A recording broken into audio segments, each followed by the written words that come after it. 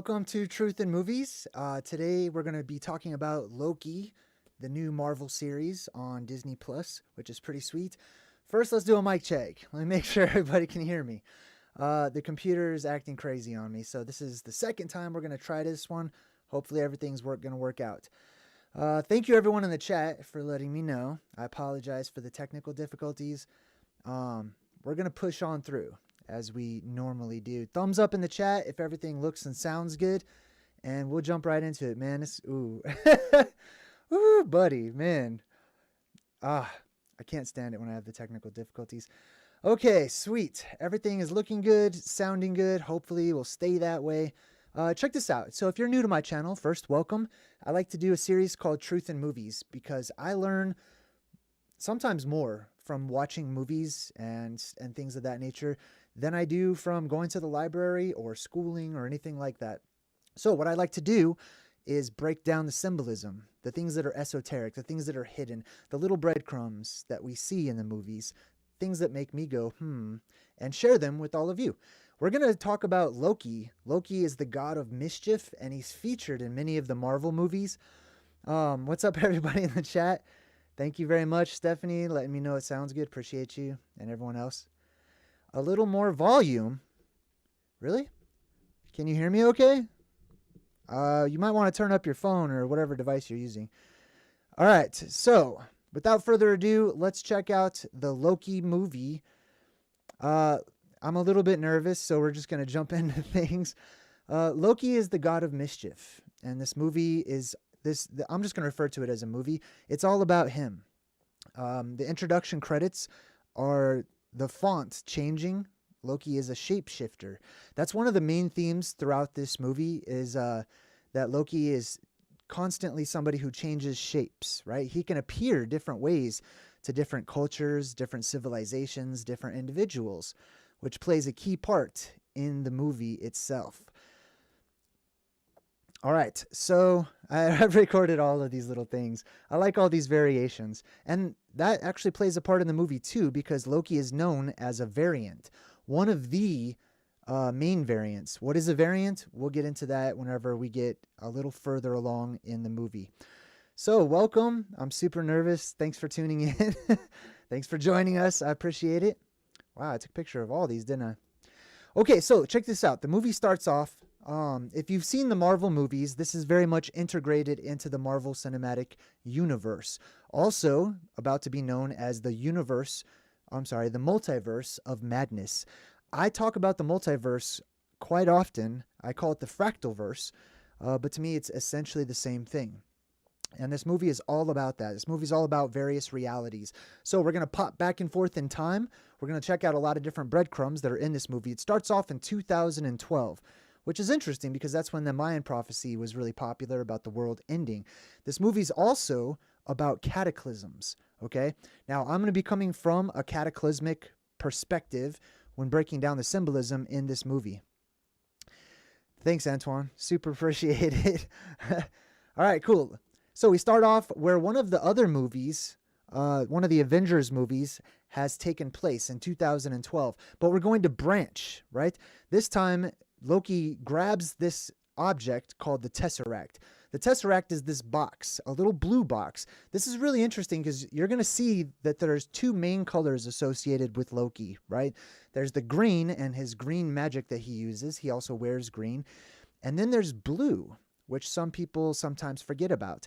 I'm going to talk about the Tesseract and the blue magic in a bit, but essentially I'm going to get right to the point and share with you there's a reason why Loki is a shapeshifter. There's a reason why Loki appears different to so many people. There's a reason behind his tricksterness and his mischief.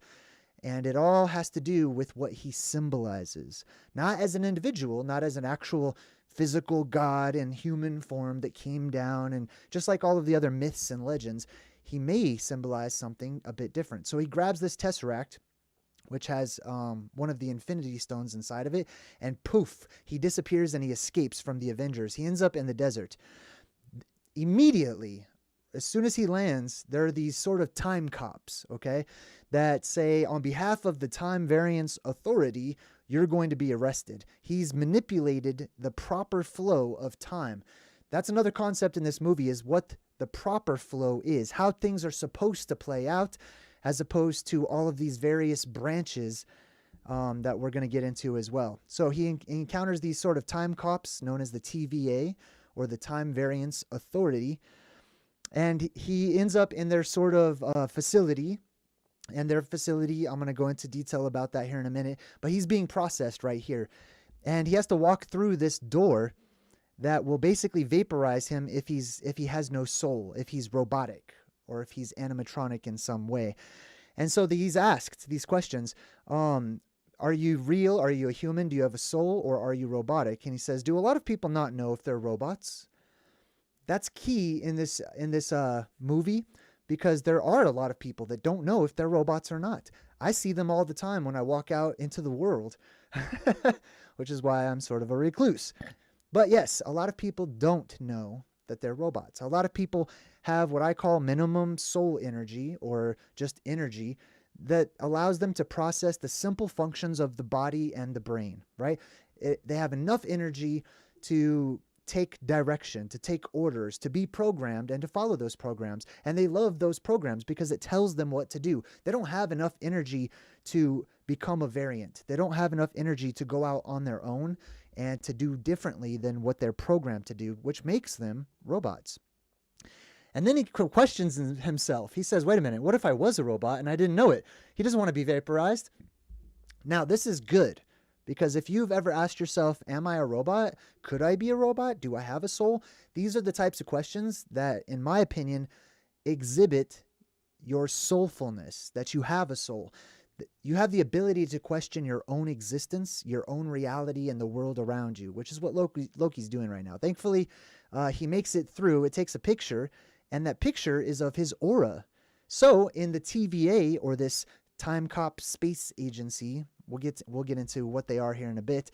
They take a picture of his aura. Why? Because there are many versions of Loki in all of these different timelines, just like there are many versions of you and me. And there are other paths out there where our time has diverged from the proper flow of what we're supposed to be doing. So Loki's like, what is that? And the little guy says, this is your temporal aura. So this is how they mark him, because he has this aura about him that's unique, just like you all have an aura about you, which can be seen in another light spectrum. Now, some people believe that cats and dogs and other animals can see in that spectrum, and therefore they can see your aura, not just yours, but also those things that we can't see, those entities around us, some people call ghosts. All right, so he's inside of the Time Variance Authority right now, and he's like, this is a mistake. I shouldn't be here. Let's pause for a moment. Excuse me. Essentially, he was just removed from his timeline and taken up into space, okay? I use the term very loosely because it's not really space, okay? Symbolically, he died and went to heaven, okay? Just symbolically. This TVA organization sort of represents the heavens and what happens when a person dies. Quite often, when a person is portrayed as being dead or having just died, and they come to life and they're a ghost and they're in some sort of an agency out there in space, which is how it's often portrayed in the movies, this is their first thing that they talk about. They say, this is a mistake. I shouldn't be here. This is wrong. I should be alive. I should continue living my life, right? In the background, you can see right here, there's the all-seeing eye. There's these posters, these propaganda posters that the TVA has. And there's another one over here as well. So he says, this is a mistake. Then someone gets on the intercom. Miss Minutes, we'll learn about her. She says, hey there. You're probably saying, this is a mistake. I shouldn't even be here. That's my impersonation of Miss Minutes. So she pops up on the TV. There's this really old school sort of film that's being given to them, this sort of cartoon, where Miss Minutes is this character that represents the TVA. And she's there to to tell them what's going on and why they're there. So she says, welcome to the Time Variance Authority. And, oh, hey, thanks for the donation. I appreciate you, DGB. Now, she says, I'm Miss Minutes. Now, there's a couple things I want to point out here. One is how these agencies always look. They sort of have this 50s throwback style where everyone dresses different. I'll show you that in a bit. but also Miss Minutes, the double M. I find that a lot in the movies with the double M. If you turn it sideways, it makes 33. You'll also notice that Miss Minutes is orange. She represents, these colors were chosen specifically and carefully to represent what they symbolize. Miss Minutes, turned sideways, 33, MM, is also and often represented by the color orange. So she goes into this story. There's this cartoon that Loki's watching. Starts off with lightning. Right? This is how things start off, with plasma, with lightning, with electricity. And she says, long ago, there was a vast multiversal war. Countless unique timelines battled each other for supremacy. Now, let me pause right there. What they're showing you see these little streams up there? Those are what I call plasma conduits that exist beyond our sky, out there in what we call space, okay? These are what connect one realm to another realm. These are the portals. These are the gateways that flow throughout space. And these are the halls that you can connect and you can travel. They're corridors. They're often symbolized and represented in movies and television by things like subways and trains, specifically ones that fly, or float or are magical in some way, shape, or form. So she goes on, nearly resulting in the total destruction of, well, everything, right? So she's saying there was a multiversal war. So right now, when Loki was arrested, there's one main timeline. But what we're learning from Miss Minutes is that timeline used to branch out and have all of these alternate timelines as well. She goes on, but then the all-knowing timekeepers emerged, bringing peace by reorganizing the multiverse into a single timeline. And then there you see there's all the plasma conduits and all those various timelines, or those various plasma conduits merged into one. Okay, that's another concept, is this balance, this merging. There is a flow to all of life. There are various universal laws that are in existence, at least for us. One of those is balance. Everything must be balanced. And so because, for example, breathing, when we breathe in, there must be a neutral point, and then we must breathe out. Things expand.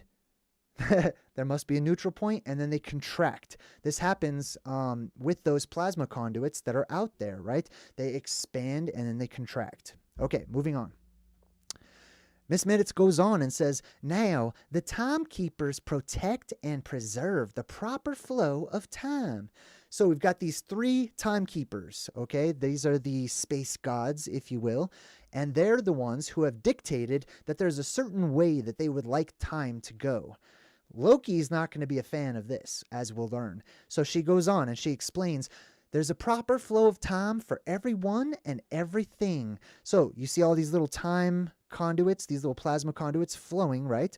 Now this is interesting because look at all these little symbols. This is supposed to be their example of the proper flow of time.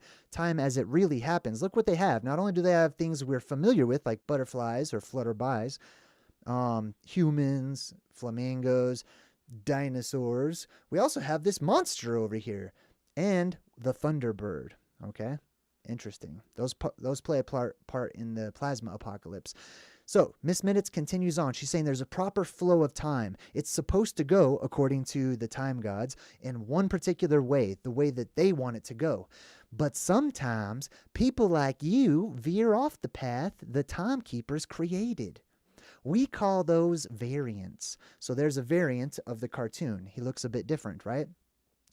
Whatever it was, stepping off your path created a nexus event, which left unchecked could branch off into madness.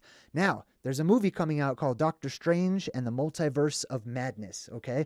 This is sort of what I would say is maybe like a prequel to that.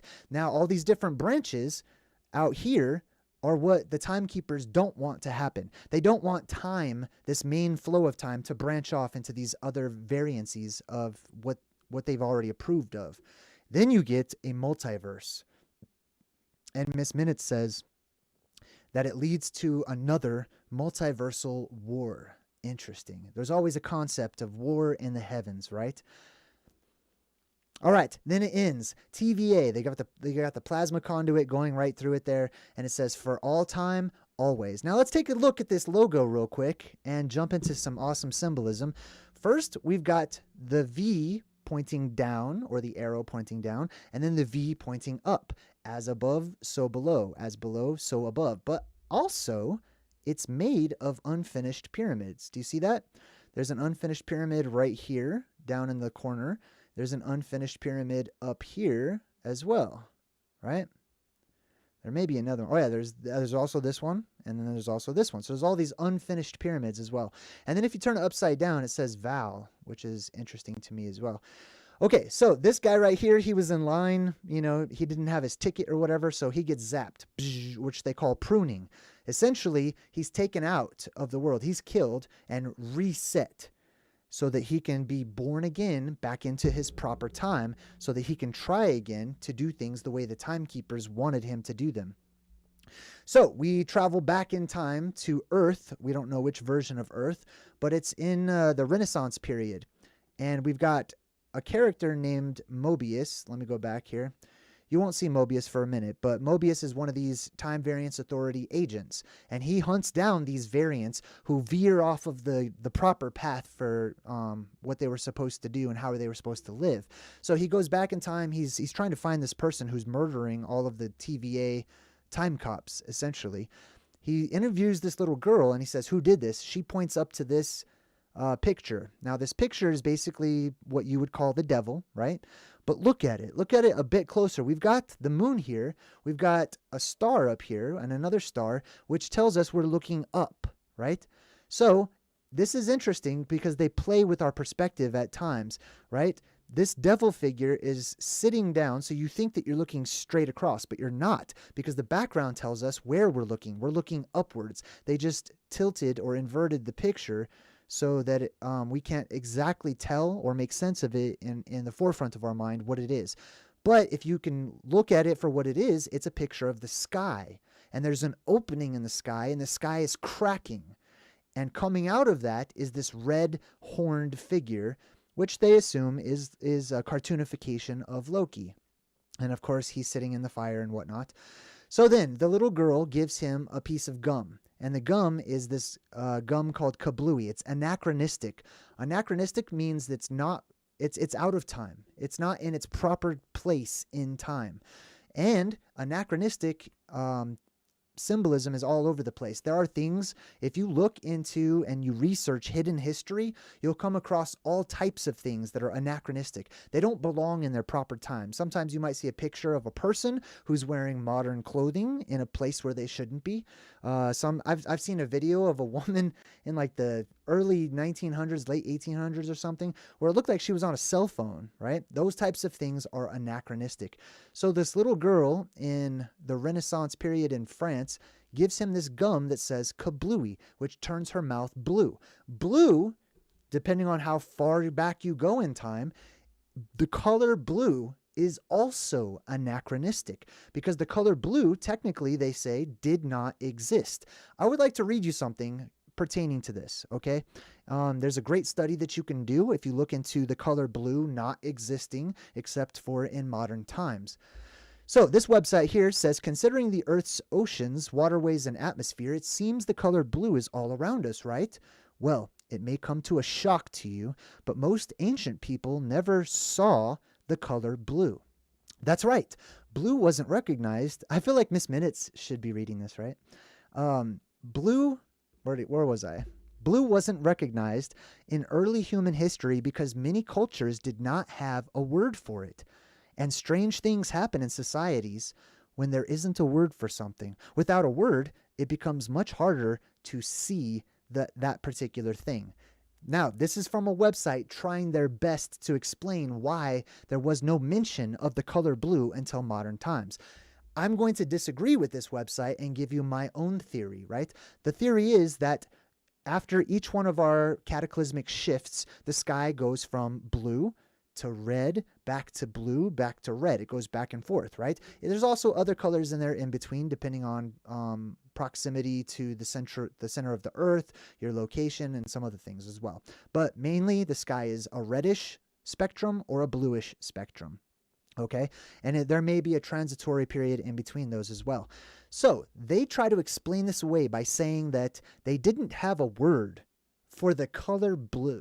If the color blue always existed, why in the world would century after century, for millennia, no one would come up with a descriptor for that particular color? I don't buy that. What they're trying to say is if the word doesn't exist, then people become blind to it. They just can't see it because there's no word for it. That doesn't make any sense to me at all. You know what I mean? Right? That's like if you came across a huge Fantazoid or something and you didn't know what they were, and there was no word called Fantazoid or monster or beast or whatever. Like, they're just going to walk right past it. Oh, well, I don't see that. There's no word for that, so I don't know what they are, and therefore I can't see it. No, I don't think so. Not at all. A better idea, which is one of my theories, is that they didn't see blue because the light spectrum was different. Colors change based on the source of light that is revealing that color. Right? So if the entire sky is casting a reddish hue, like my red glasses right now, change the blue color into more of a purple color, basically. So they literally did not have the color blue. If at certain points in time, I should say. All right, back into Loki. Let's see here. Hold on. We got SSP Beavis who says, Jay, the woman walking with the cell phone was from unused footage from the Charlie Chaplin film, if I remember correctly. Yeah, it could have been. Totally. All right. So Loki is on trial for being a deviant, for straying from the right path, from the path that he's supposed to be on. And he's in front of this girl who's essentially a judge, a time judge. And he tries to use his magic powers. And he can't. He can't use any magic powers when he's up there in the heavens. This is pretty crucial, right? Even the Infinity Stones do not work in the TVA, wherever the TVA is located. Now, there's different reasons for that, but why can't you use magic powers? Well, one reason is that up there in the heavens, it's possible, and it's not portrayed in the movie this way, but it's possible that everyone has magic powers, which renders your magic powers non-magic. It makes you normal. You know what I mean? It's just like when we go from one shift to another in this world, people inherit magic powers because they're going from one atmosphere or one type of way that the world is to another, but they remain the same. So they inherit magic powers or abilities like super strength and things of that nature, right? So then they say to reset Loki. He says, reset. What does that mean? What does that mean? That means reincarnation, when you are reset. Okay, so reincarnation is a huge part of the Marvelverse, the Marvel Cinematic Universe, and our world and our history, right? Many civilizations talk about reincarnation, and that's what they mean when they say reset. They're going to kill him and allow him to be born again, to try again, to do it all over again. So here's Agent Mobius. By the way, Mobius, check this out, played by Owen Wilson. He plays a really good part too. Mobius, his entire name is Mobius, Mobius, Mobius. So his first and last name are M, just like Miss Minutes. Mobius, Mobius, 33, if you take the M's and turn them sideways. And the entire TVA, their color is orange, just like Miss Minutes. Why is that particularly interesting? Because the color orange, especially when you have its association with the number 33, comes up a lot. Some people talk about how it's used by the Illuminati. Now, the Illuminati is also featured in the Marvel Cinematic Universe, which I'm sure you'll see in the upcoming movies. But yes, 33. Now, Rupus Negra, or Mount Meru, which I believe is strongly associated with the character Loki, and I'll tell you why in a bit, is said to have been 33 miles in circumference, or at least across, right? 33 miles related to Mount Meru. Also, there's the 33rd degree, or parallel, right? The 33rd parallel in the world is alleged to be a safe place. However, I would also venture to say that it may be an area where the sky is more orange after the apocalypse instead of like solid red. It could be more of an orange color. So the TVA is represented by orange. Loki looks out and he sees the whole area, the whole expanse of the TVA. That's all TVA environment right there. And he says, this isn't real. No way, right? He expects to see blank space, just like many of you when you look up at the sky, and we're taught from childhood that there's basically nothing out there. It's just empty space. It's black, it's dark, and there's just little spots here and there of existence. When in reality, if you were to remove the veil of the sky, this is something more akin to what space would look like. Space may not be as empty as we thought and think. Space may be full and vast and full of light. Think of that. He says, I'm Agent Mobius, by the way. We talked about Mobius. Mob, the word comes from mobility, to move, right? His power is in moving and movement. Basically, he's in charge of capturing all these different variants, people who stray from the timeline. Now, this character right here has a good heart, and there's a reason for that, which we'll share in a bit.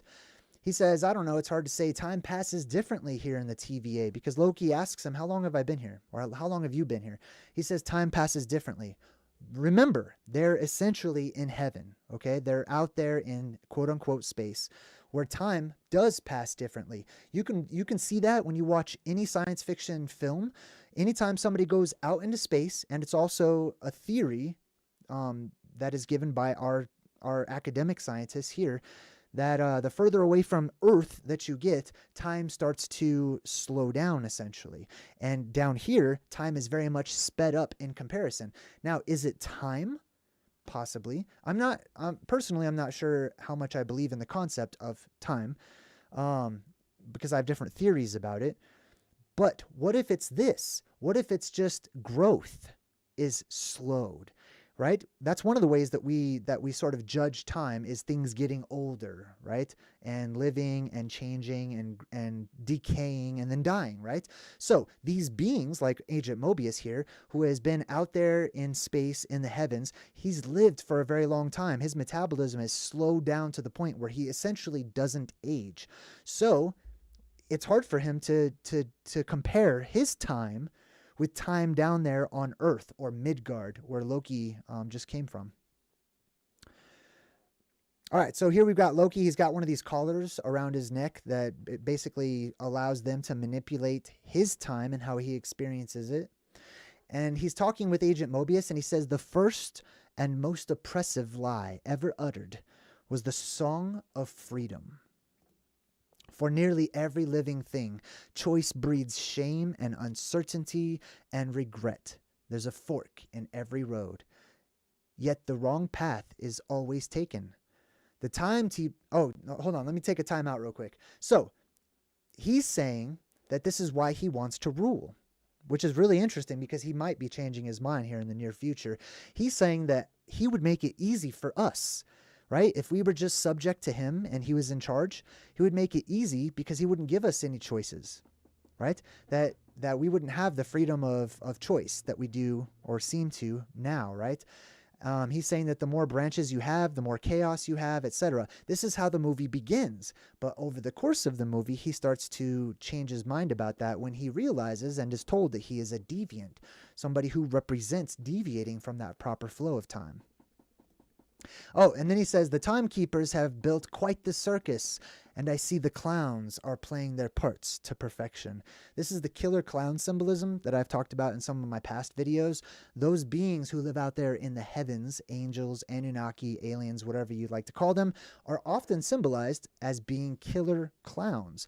That it may be that whenever they come down into our world, especially as they put on makeup and stuff to beautify themselves because they want to look more like us, which we also reciprocate, and we beautify ourselves to look like them.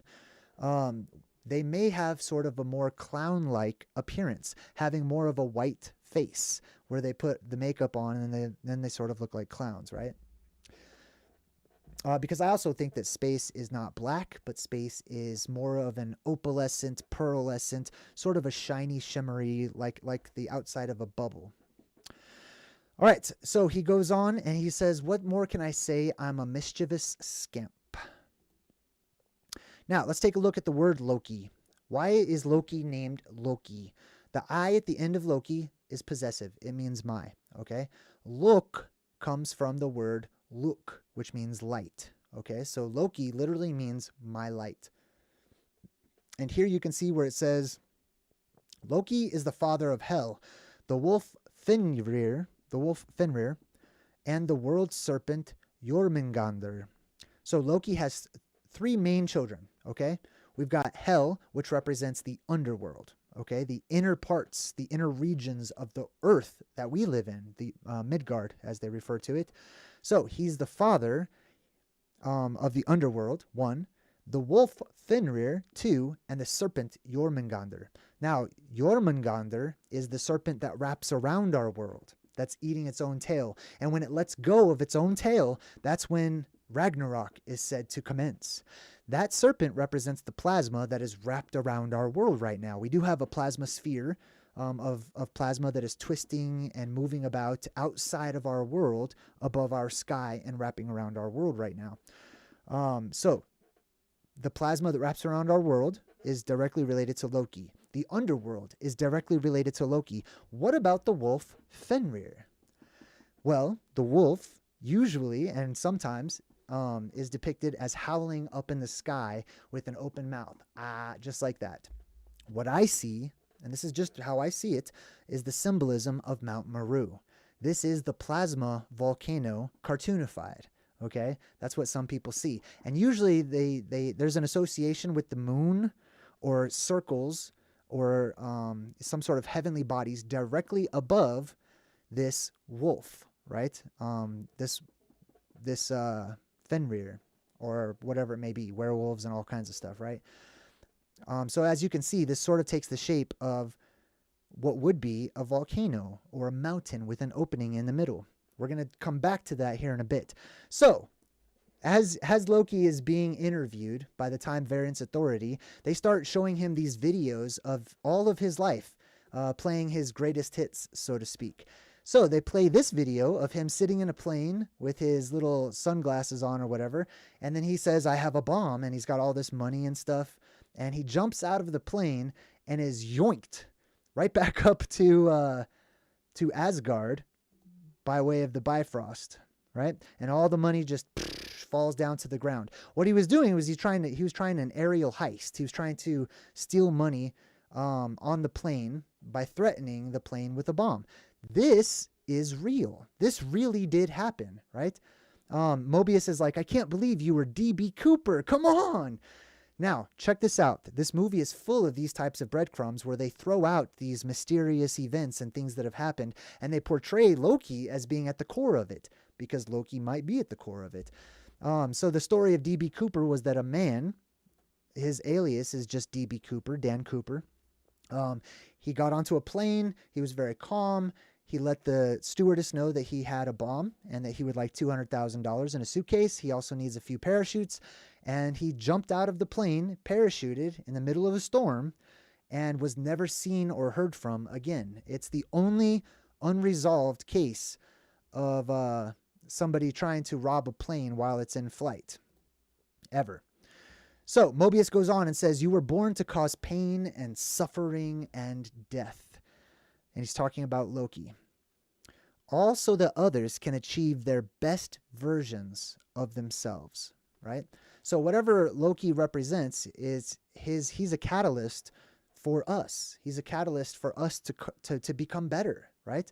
This is one of the age-old stories of why evil was introduced into our world, right? Without evil, without the concept of rebellion, then we would have been, by default, we would have been righteous. We would have been always correct, always walking the correct path, but only because we are programmed to, not because we choose to. And in order to have choice, you have to have choices, right? Obedience is not obedience without the choice of rebellion, right? One of the age-old stories. So then he shows him a picture of the Avengers who became the Avengers all because of him. They came together to fight what was bad and evil, at least in their opinion, all because of Loki. So he's walking around the TVA and he's like, give me the Tesseract. I want it back. he doesn't realize the Tesseract doesn't work in the TVA. So this guy opens up a drawer and he's like, the Infinity Stones. And then he realizes, wow, like magic doesn't really work here. And then one of his taglines is glorious purpose, right? He brings us glorious purpose. Who is Loki? What is Loki? Okay, so this guy's walking around and he has no idea what a fish is. That's what he's talking about. So Mobius is like, the variant that we're hunting is you. We're looking for a variant of Loki. Now, let me get right to the point about who Loki represents in my understanding, okay? Loki, my light, Loki, is the beam that shoots up from the center of the world. From Mount Meru, from the Rupus Negra, or the black rock at the middle of the world, that light that shoots up when the polarity of our world reverses and we go through an apocalyptic event or a cataclysm. That light shoots up, it stays for an eon or an age, and then during the next apocalypse, that light is reversed. It goes back down into Hades, into hell, into the inner recesses of the earth, where it hides and it evades being killed. As you can see, it's directly related to Loki. We've got another anachronistic piece of technology here that they're looking as the TVA is looking for other variants. Let's see, we're going to move forward a bit. She says definitely anachronistic. Oh, and then, that was the end of the first episode, basically. And then they show you these interesting things in the credits, right? They show you that they have this little ring from this guy's coffee mug or whatever. I think that's interesting because it's the ring symbolism. The ring is the ring that you see in the sky, the circle, the opening, which, is in many different movies. And then they show you some plans that they have on the wall with D.B. Cooper and stuff like that. Oh, Wake. So check out this magazine. This magazine is one that Mobius likes to read. Mobius is really really into jet skis. For some reason, they don't really explain why, right? He just is enamored with jet skis because he comes from a different time. He has this magazine called Wake, like a water. There's a wake in water, but it's also symbolic of being awake or woke, right? That's why they put that in here. So the next episode kicks off in 1985. We're at some Renaissance festival, right? This passed me by the first time I watched it, but when I watched it again, I noticed that they started off by showing you this sort of this maypole. This is called the maypole. Everyone grabs a ribbon and they dance around this pole, this column, this beam. This represents the light of the world that shoots up from the middle. All of these people grab a ribbon and they wrap themselves around the maypole, symbolic of being connected to the light, that they are all connected through this string, through this plasma that goes up, right? And they show you that. That's the maypole. And that has to do with, if you want to know more about the column worship or pole worship, you can see my video called The Rod God. All right, so they go inside of this little area, and in the Renaissance Festival, it's hard to see, but right there in the middle, they feature another pole. This one has lights literally hanging off of it, which is symbolic of the light of the world, or the plasma beam, whatever you'd like to call it, the world tree, etc. And they're looking for Loki. Now, all of a sudden, Loki's voice gets onto this little microphone, and they're like, whoa, what's going on, right? And he goes, "My lords, my ladies, welcome, and thank you for joining us here at the castle." Now, let's stop. This is not just for show. He's saying symbolically where they are right now, they have just entered a castle, Loki's castle. That castle is Mount Meru, right? Where usually there's some sort of a princess or Sophia or something that's trapped in there and you have to rescue it, right? So that's what he's about to tell you right now. "My lords, my ladies, welcome and thank you for joining us here at the castle. Please settle into your seats, for a great battle is about to commence. The prize, our princess." Ah, that's Sophia. That's the light, right? That's the column or the columbine or the, Columbus, or however different words for it, right? The pillar of light. "Will evil prevail, or are we holding out for a hero?" And then they start playing this awesome song called "Holding Out for a Hero," which is just rocking. What you can't see is the other variant of Loki, who's featured in the movie, is the female variant. The female version of Loki, she goes by the name Sylvie. She's hiding off here to the side, and she's about to possess this girl by touching her on the forehead. And then she puts that little green magic to her temple, and she takes control of one of these TVA agents and uses her to start kicking everybody's butt while she's rocking out to holding out for a hero. Where have all the good men gone? I love that song. All right, so they start playing some stuff. Basically, she's plasma possessed right now. She has been touched by this green magic that Loki uses. Loki is representative of the color green because of that green magic, the emerald green, Emerald City. There's also the emerald tablets that we talked about in one of my other videos as well. That comes from the Aurora Borealis being green. It's located primarily right around the North Pole, and there's a reason why it's only up there, right? And I might disagree with what mainstream academics says. So this girl is enchanted. The word enchant comes from the Proto-Indo-European root word in, which means inside of, cantere, which means to sing inside of, to vibrate, essentially. That's what a song is, right? So what happens is we are all enchanted, all of us. It's also from the other movie, I think it's a Disney movie or Pixar, called Encanto. That is also the word enchanted. It's the same thing. It's another word that means to sing, essentially, or to vibrate, to change the vibration through song. Everything is song. Everything is vibration. All right, so Sylvie, who we haven't met yet, opens up this little doorway and takes this girl alive into some other place. We'll tell you what happens to her in a bit. Then we go back to the TVA where Loki is being trained by the little cartoon Miss Minutes. And she's like, what is it, Loki? Come on. Now, they go through these doors, right? They can open up all these magic doors that they go through, these space time cops or whatever, trying to make the flow of time correct. Just like in the movie, The Adjustment Bureau, right? Where they open up these little doors and they can manipulate reality and stuff like that. Take a look at this. This is a clip from the Adjustment Bureau. Do you see their style of dress? It's kind of that 50s sort of vibe and era to it. They have a lot of these in the movies. This one is from the Umbrella Academy, right? Where the organization, the time cops in that particular show, also dress in this throwback kind of 50s style.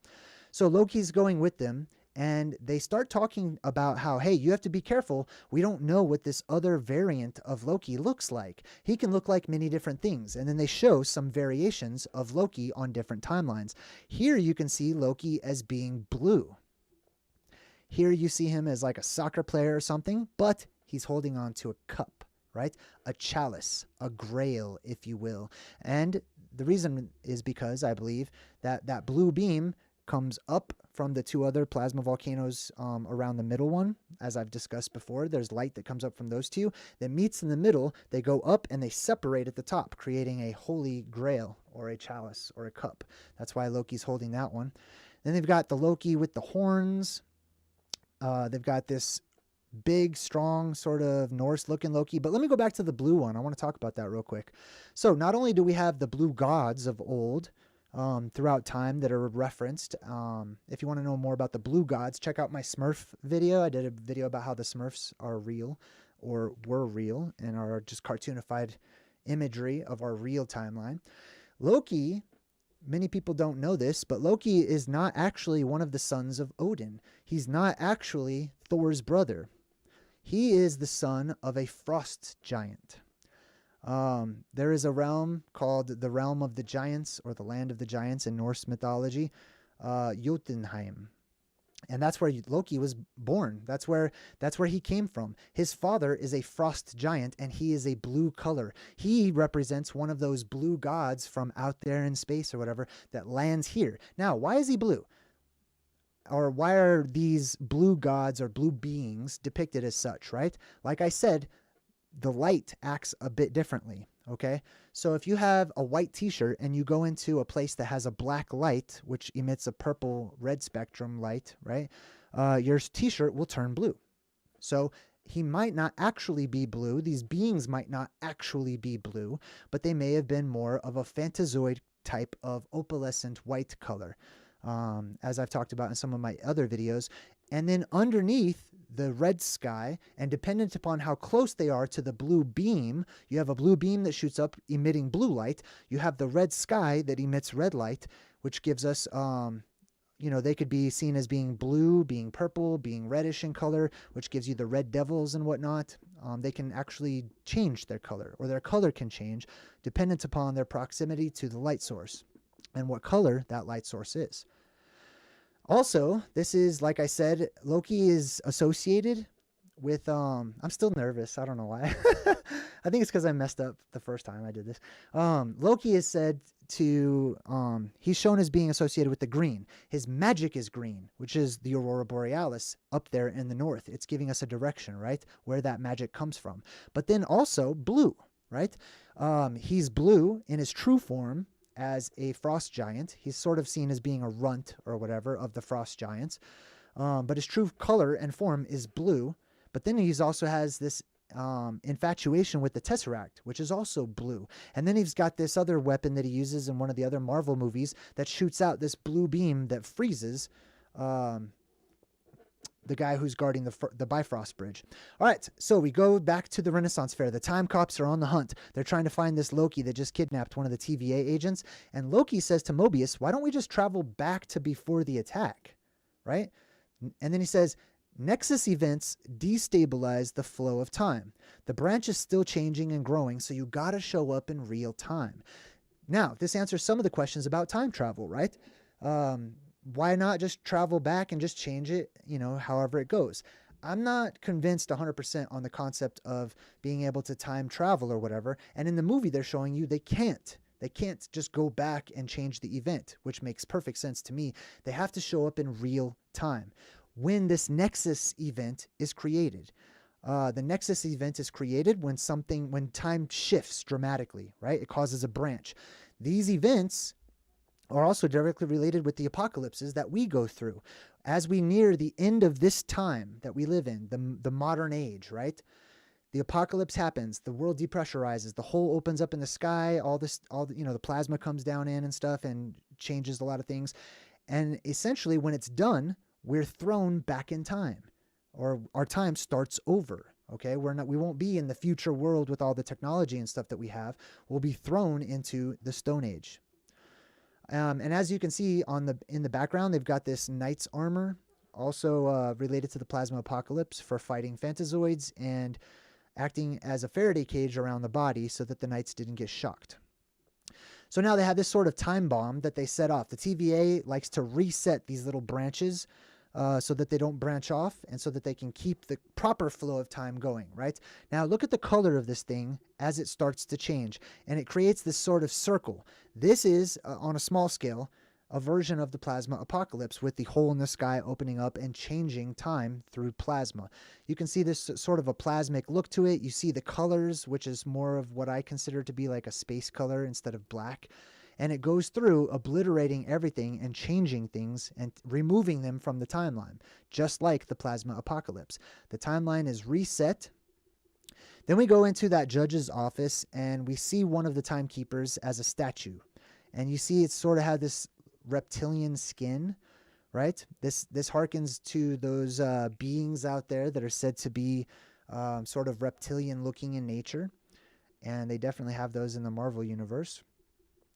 And then Mobius is talking to the judge girl, and he says, her name's Renslayer.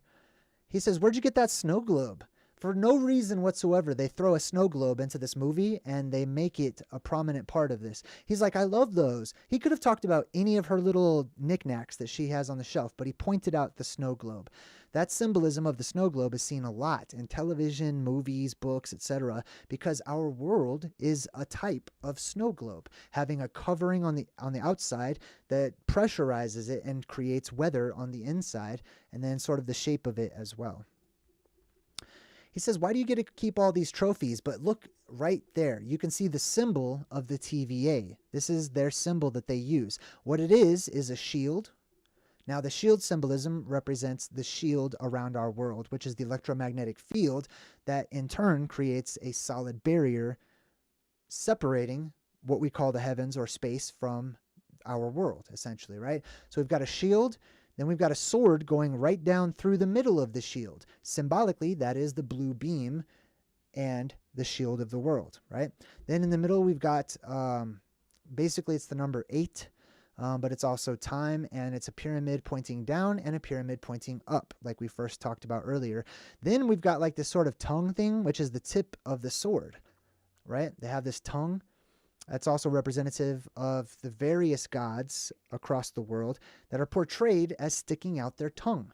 Why? Not because they're making fun of you, not because they're just like, I'm a god and you're not. No, they stick out their tongue because that's what the ancient people saw when they looked up at the sky.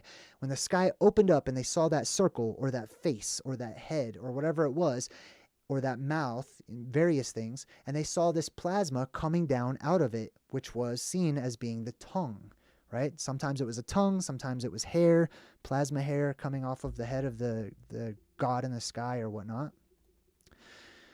All right, now, I took a picture of this because I wanted to show you Loki insists on popping his collar, okay? Maybe he wants to look cool, I don't know, but this is definitely hearkening to the gods of old, the physical ones, the alien beings that came down into our world. Like I said, they were that sort of Fantazoid white kind of a color, and the sunlight hurt them. They were photophobic, just like a vampire, right?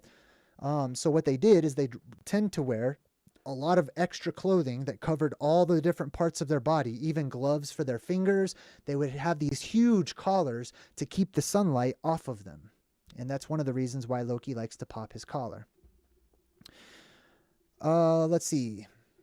Oh, so then he goes up to the librarian. He's doing some research, trying to find this other female variant of himself. And he says, I'd like all the files pertaining to the beginning of time.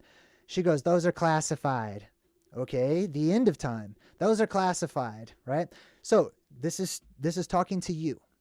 You're not allowed, okay? The people who are in charge of how our world works and how the timeline is supposed to go according to their desires, they don't want you to know about the beginning of time, and they don't want you to know about the end of time. It is classified because they're one and the same event. They are the apocalypse. The apocalypse gives us our beginning of time, our year zero, our year one, the beginning. And it's directly connected to the end because what happens is it's cyclical. Our world goes through a cataclysm. Time as we know it, our era that we live in, ends and a new one begins. It's a new era. So he opens up some of these documents and they say the destruction of Asgard, Ragnarok, a class 7 apocalypse. So now we're starting to get into the apocalypses, and that's going to play a strong connection to Loki. Interesting lamp that they chose there. I don't know, I just saw that. All right, so Loki says, if everything and everyone around you is destined for imminent destruction, then nothing that I say or do will matter because the timeline is not going to branch because it gets destroyed. So essentially, he's talking about our world. Our world that we live in right now, one day will be gone. It'll change. Everything will be destroyed. We will go through a cyclical cataclysm. And therefore, if that's true, it stands to reason that nothing that's being done right now will really change anything because everything will be reset. So where do we find our glorious purpose? In the same place that Loki does. Loki's glorious purpose is to escape, right? To get out, to get outside of the world. So our purpose is to grow here within the egg of this world, within this cosmic egg, and then to break out, to break free, to leave, right? It's an incubation period. Anyway, let's move on. Hence, the variant could be hiding in the apocalypse. Interesting. So he's looking for himself, the light, Loki, my luck, same thing. He's hiding inside of the apocalypse. Why? Because he's directly related with the apocalypse. The blue beam appearing or disappearing only happens during the cyclical reset of our world, or Midgard. And volcanoes, right? Just like we saw in The Immortals when we broke that movie down. The volcano symbolism. He says that volcano is about to erupt. They went to Mount Vesuvius in 79 AD. And he says, right on cue, right? He's trying to prove that you can do whatever you want if it's all about to be obliterated anyway, because the time cops can't find you, because you won't leave your signature that you have changed or altered the course, right? So here we have an apocalypse, and they show you that it's directly related to the volcano, or symbolically the plasma volcano, Mount Meru. So now this part's really funny, okay? Actually, let's do this. We're going to take a quick break so you guys can grab something to drink, use the bathroom, whatever you need to. Then we're going to come back and we'll continue breaking down the series Loki. I'll see you guys in just a bit.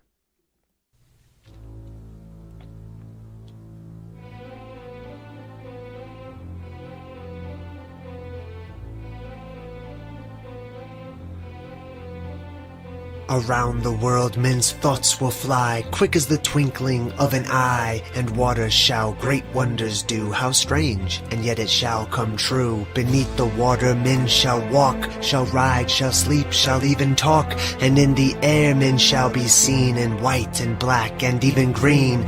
For in those wondrous far-off days the women shall adopt a craze to dress like men in trousers wear, and to cut off their locks of hair. They'll ride astride with brazen brow as witches do. On broomsticks now there'll be a sign for all to see. Be sure that it will certain be. Then love shall die and marriage cease, and nations wane and babes decrease, as wives shall fondle cats and dogs, and men live much the same as hogs. Pictures alive with movements free, boats like fishes beneath the sea. When men like birds shall scour the sky, then half the world deep drenched in blood shall die.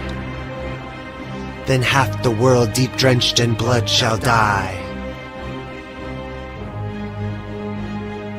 For those who live this century through, in fear and trembling this shall do. Flee to the mountains and the dens, to bog and forest and wild fens. For storm will rage and oceans roar, when Gabriel stands on sea and shore. And as he blows his wondrous horn, old worlds die and new be born. Fiery dragon will cross the sky 6 times before this earth shall die. Mankind will tremble and frightened be, for the 6 heralds in this prophecy. For 7 days and 7 nights man will watch this awesome sight. The tides will rise beyond their ken to bite away the shores, and then the mountains will begin to roar, and earthquakes split the plain to shore, and flooding waters rushing in will flood the lands with such a din that mankind cowers in muddy fen and snarls about his fellow men. And when the dragon's tail is gone, man forgets and smiles and carries on to apply himself.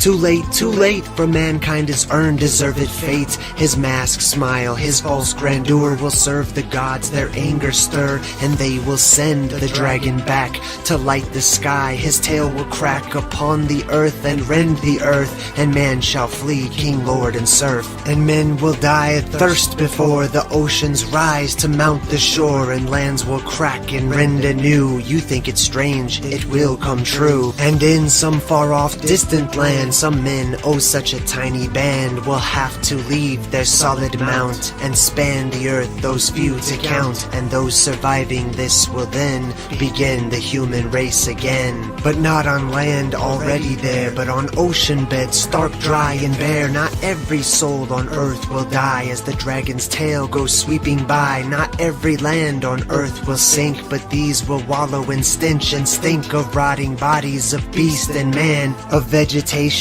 crisped on land. And those that live will ever fear the dragon's tail for many years. But time erases memory. You think it's strange, but it will be. And before the race is built anew, a silver serpent comes to view, and spew out men of like unknown to mingle with the earth, now grown cold from its heat. And these men can enlighten the minds of future man, to intermingle and show them how to live and love, and thus endow the children with the second sight, a natural thing, so that they might grow graceful, humble, and when they do, the golden age will start anew.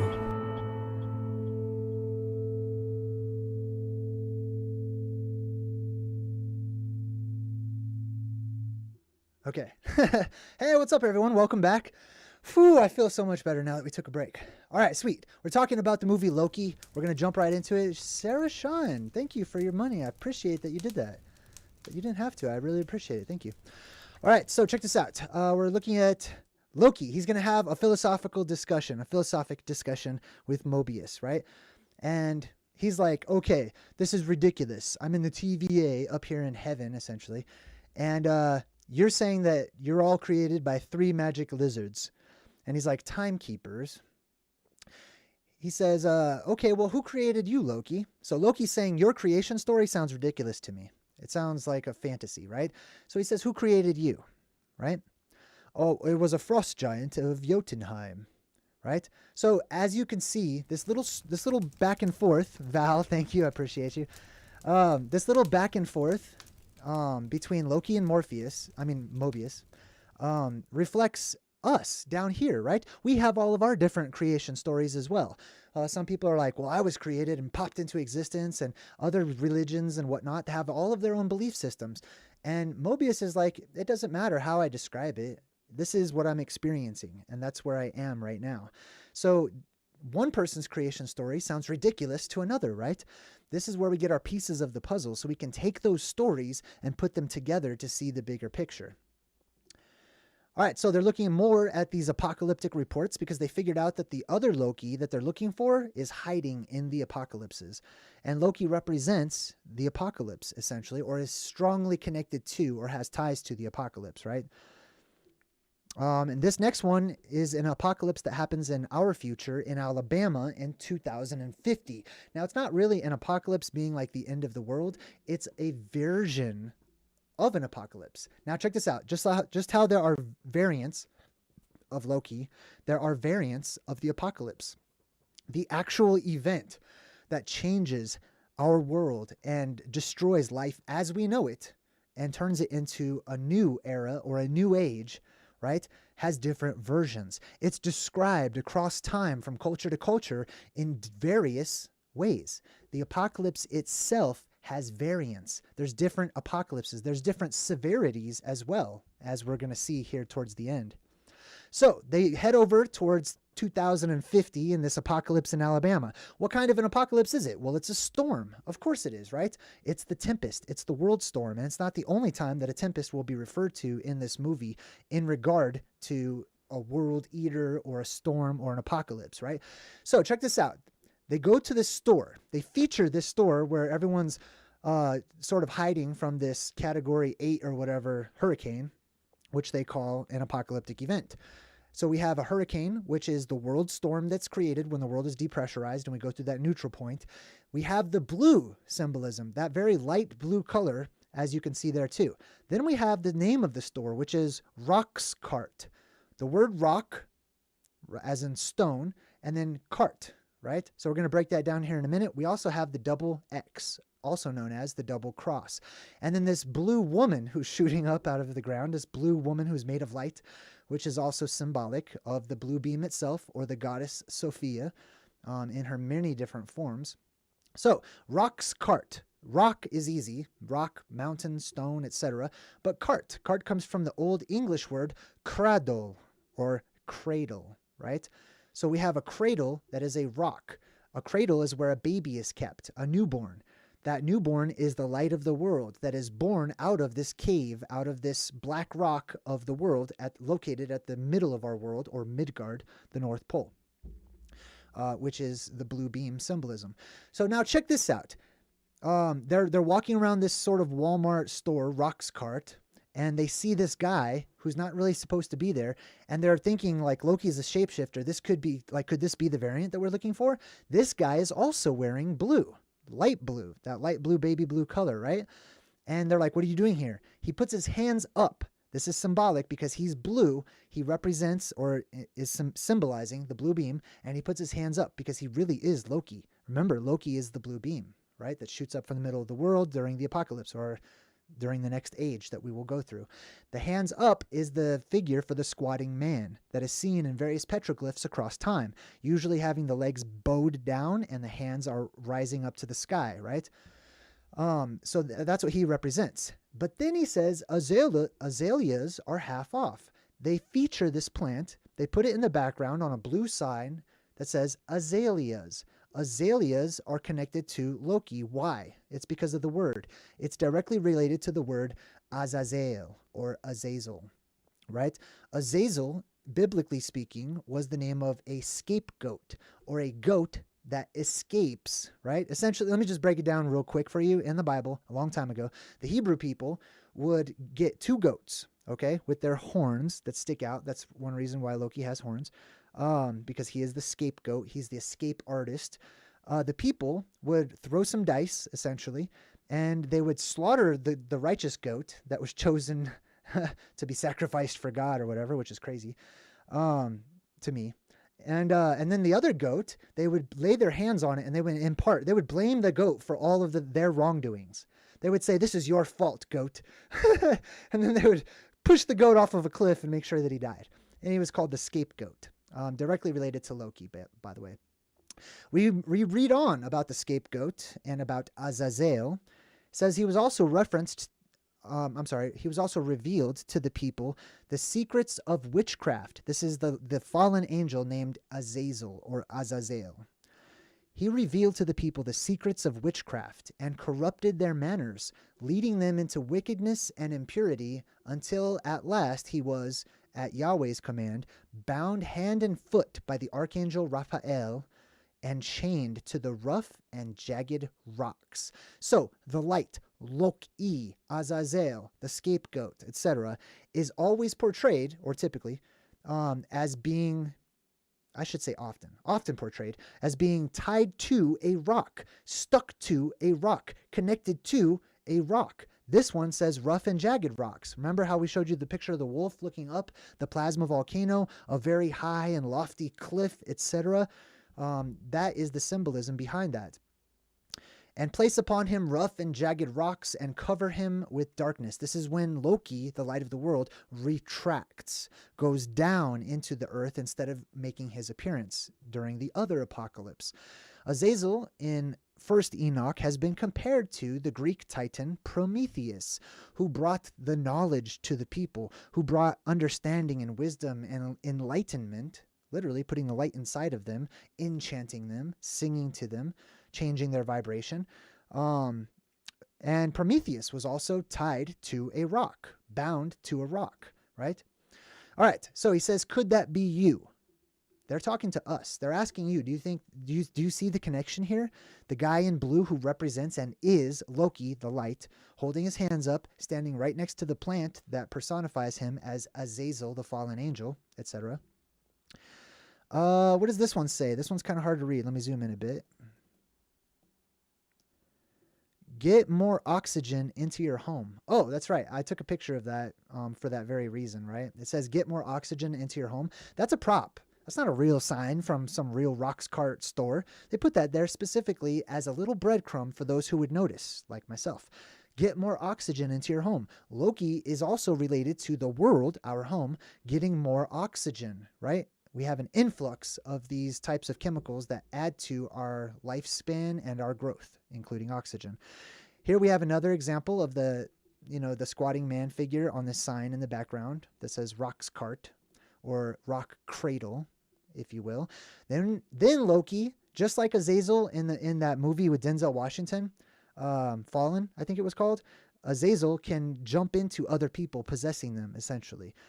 Same thing happens here. He jumps into, or she jumps into, this guy who is one of the employees. He also wears a blue shirt. The blue shirt is symbolic of the blue beam, just like in that Ryan Reynolds movie with the video game or whatever, and he puts on the glasses. I forgot what it was called. But we did that one too. And he says, what should I call you? And he's like, you can call me Randy. Now, this is sort of a joke. It's an inside joke because those gods, when they came down into our world, remember, our world was intensified with energy, okay? When you have that much energy, it changes a lot of different things, including people's promiscuity or their sexual appetites. They're amplified, essentially. You may have noticed that, too, during these end times that we live in right now. Not only will you have an increase in swarming and gathering and wars and fighting and weird things like that, but you also have an increase in sexual promiscuity, which is the energy inside of us, and people don't know how to contain it or keep it level, so they go along with it. All right, so then we're introduced to Sylvie, who is the otherworldly variant of Loki. She's the feminine aspect. That's why she plays such an important and prominent role in this particular series, because there is a balance between the male energy in one apocalypse and the female energy of the other. Right now, you could probably guess we have a very male dominant energy in this world, but that's about to change after this next reset event that comes our way, where our world will go back to more of a goddess energy, a female energy. And that's why they're showing you so many of the characters in these movies nowadays are portrayed by female roles. Not because we're becoming more equally and politically correct or whatever. It's symbolic that they're showing you that female energy is about to return. So this guy gets on the horn and he's like, somebody just bombed the sacred timeline. The second the sacred timeline is bombed, look what they show you. All the color inside of where Loki and Sylvie are, inside of this Roxcart world, changes to red. It shifts into a red spectrum, just like our world will shift into a red spectrum. So they show you Loki and Sylvie both experience this red spectrum. And they show you the red lights all over the place. This is shown to you in the movies all of the time. It's not just a symbol for danger or, whatever. Those things come from a quintessential root, which is our world changing color. Instead of having a blue sky, we have a red one, or a red shift, a red spectrum, right? Purple, magenta, pink, orange, all those types of red spectrum colors. Now, Loki and Sylvie escape out of there and they go to this other apocalypse that happens in the future in 2077 on a planet called Lamentis. Lament means to cry out, to be sorry, basically. And in this world, there is a moon that is about to crash into it. And that moon is shown as breaking in half. It's splitting open. They're showing you various examples of our very own apocalypse. Variances in how people see it. Some people will be hiding. They won't be able to see the sky. So they'll be able to describe the red colors and some other things. Some people will be outside and they'll survive. They'll see what they believe to be the sky itself cracking open. Now, the moon is the sister world from that world across from us. It is essentially has a sort of firmament that cracks open, just like ours will crack open during the depressurization event. And that's why we see the moon and how the moon itself is associated with our very own apocalypse. Also, pieces of that moon falling down to our world, which is our very own sky, right? To the sister world across from us, our sky, our firmament, is their moon. When they look up, they see us. They see our sky. And they will watch as our sky cracks in half, just as we and Loki and Sylvie look up and they see the other sister world across from them cracking and breaking open. Pieces of that moon, or our sky, fall down to our world because I believe it's ice. I don't want to go on forever about that, but basically the sky has a solid ice structure to it. All right, so they're walking around in this purple environment. This shows you the end of the red cycle. Okay, so they're in the red sky. The sky is more of a purpley color. The sky tends to shift in its color spectrum. As you can see, our sunlight, our very own sun and our moon are changing colors. They used to be more of an orangey than a yellowish. Now they're turning bright white. Okay, so along with the sky changing, the sun and the moon change color as well, which affects the color of the sky. The same thing would happen during the red sky shift as well. So he calls her Variant, he calls her Loki, and she's like, well, that's not who I am anymore. I changed my name. I'm Sylvie now. This also happens, right? We broke down the never-ending story, and we talked about how the Sophia, the princess, locked in the castle or whatever, she needs a new name, right? This event, this character, this symbol is called different things by different people across time, right? We all come up with a story for what we experience. All of us who survive, we come up with a different name for the event. We come up with a different name for that light and that beam and the savior figures and the gods and all of these things. We name them differently, which is why it's so important for us to put our individual pieces back together. So her name is Sylvie, which comes from the root word Sylvan, which means of the woods, Silva or Silua, which means wood, woodland, forest, orchard, grove. It's associated and strongly connected to the tree. What tree? The world tree. So they're like, well, we got to get off of this world. Their little device that they use to open up doorways broke. So the only way they can get off the world is through this rocket ship that the people, native people in this world, call the Ark. The Ark is this rocket ship that's going to, all the people are going to board onto it and they're going to blast off and escape this world, right? No, they're not. So one of these peasants in the background says, they're only giving tickets out to the wealthy. Well, that's what happens. in our world. At least this is one of my theories. NASA, SpaceX, all these different space organizations are giving out tickets to select individuals, usually those who are wealthy or have some sort of prominence in our world, where they are buying a ticket to escape the world, to escape the apocalypse, to leave here when this all starts to go down. And they don't want to go through it. So I believe that that's sort of the deal with the devil that some people make, usually actors and musicians and stuff like that. They sign a contract, a deal with the devil, ensuring that they will live forever or get to the heavens or escape this world where they're slowly dying, where they're quickly dying and their lifespans are tiny. All right, let's move forward. So they're on this train full of the wealthy people who are trying to buy their way out of the apocalypse. And Loki is crushing on the female version of himself, as well he should be, right? This is balance. This is what this is all about, okay? The root of all of this, aside from the apocalypse, aside from the action and the magic and stuff, is love, true love. And what is true love? It is knowing yourself, recognizing yourself in everything, and falling in love with yourself. So he's talking to himself, the female version, and he says, is there a lucky bow waiting for you at the end of this crusade? He's sort of flirting with her. And she says, yes, I managed to maintain quite a serious long-distance relationship with a postman. I don't know if she's joking or not, but they chose to give her these lines because they both represent the blue beam, the light, the column, the post that looks like a man, a squatting man in the sky, right? That's why she's in love with the postman, who is him. So he's got slightly different powers than she does, and that's because of us. We describe them as having different types of powers based on what we experience, right? As we go through these shifts. So he's like, how do you do enchantment? She's like, you want to know how enchantment works? Also, plasma possession, amplification of your soul, your energy, your life force, your chi, your Han, etc. So she explains to him, I have to make physical contact. Now, if she represents plasma, right, this is a secret that's being given to us. That plasma must make physical contact. She says, most are easy and I can overtake them instantly. Most people in this world, like I said, have minimum energy. They have the minimal energy to just go through their programming. They don't have enough energy to deviate from the programming and to gain sentience or self-realization or freedom of expression or free will, etc.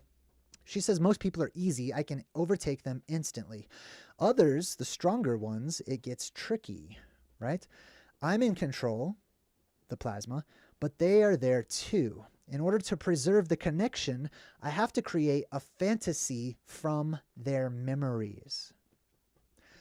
That has happened to us. This is the world we live in. I know it's a movie. I know it's fiction. I know it's fantasy, but it is speaking grains of such truth to me personally. This is why I do this. She has to create a fantasy out of their memories in order to control them, in order to enchant them, right? Isn't it true that our history, that our past is just a fantasy? Our true history, I should say, our true past, that we have been fed a story, right? She has to create a fantasy from their memories. So our memories of what really happened has turned into what we call the movies, what we call fantasy and fiction and sci-fi, etc., and so on and so forth. So she reaches into that one girl. Remember how she kidnapped that one girl? She was in her mind, and she pulled out a memory from before she was in the TVA.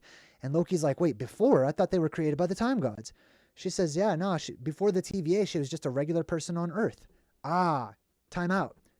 That girl, those people that work, those time cops, the ones that are out there in space hunting down the deviants, right? Which is, by the way, all throughout our cultures, all throughout our religions and our histories, that there is some sort of good space people out there hunting down these bad space people out there because of this war that exists or whatever. And she says she used to be a regular person on Earth. So before she ascended and gained her immortality at the TVA branch or whatever, she was just a regular person. Just like those who are here, who have a family lineage that traces all the way back to those who survived the last plasma apocalypse, and secret information was imparted to them on how to escape.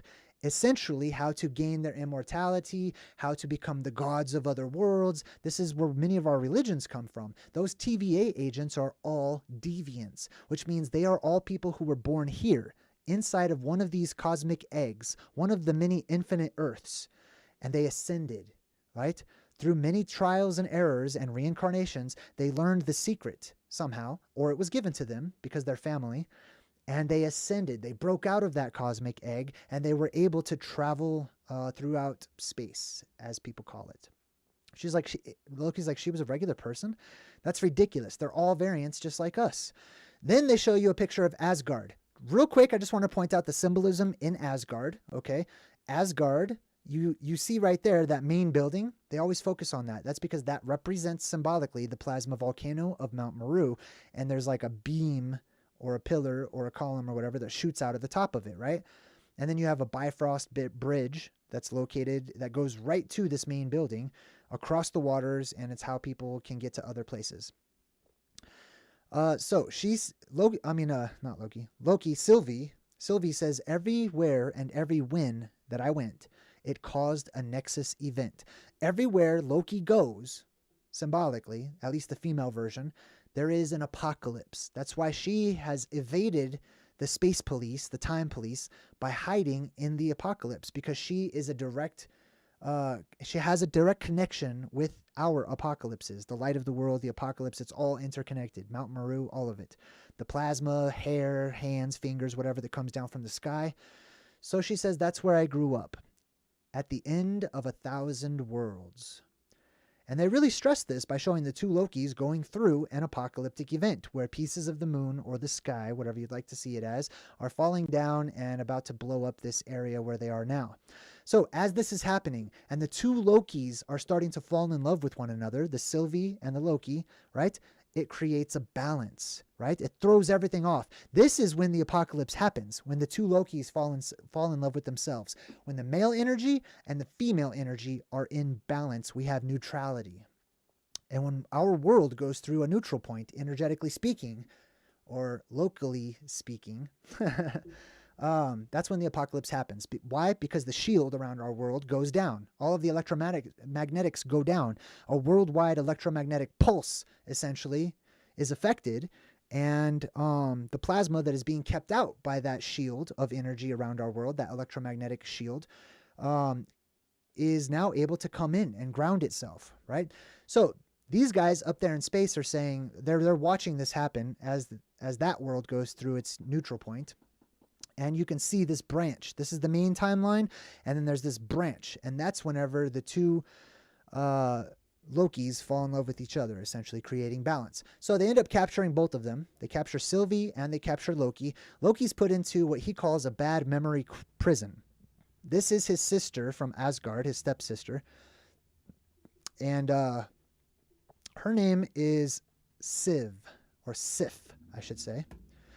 And he goes, okay, a time loop. How lovely. Now what happens is Sif repeatedly, over and over and over, comes in. She's like, you. And she's really pissed off because Loki cut off her hair. So she kicks him in the balls or knocks him down or whatever. And we see this played out 1,000,000 times as Loki is constantly confronted with a bad memory that he has. This is symbolic as well of the apocalypse. Let me explain why. Loki says, I cut off your hair because I thought it would be funny. I'm sorry. Listen. Loki, the blue beam, is always seen throughout time as being the sword that stabs the Hydra or the dragon or Medusa's hair or the fingers of God or whatever it is. And it's not really the blue beam that does it, technically.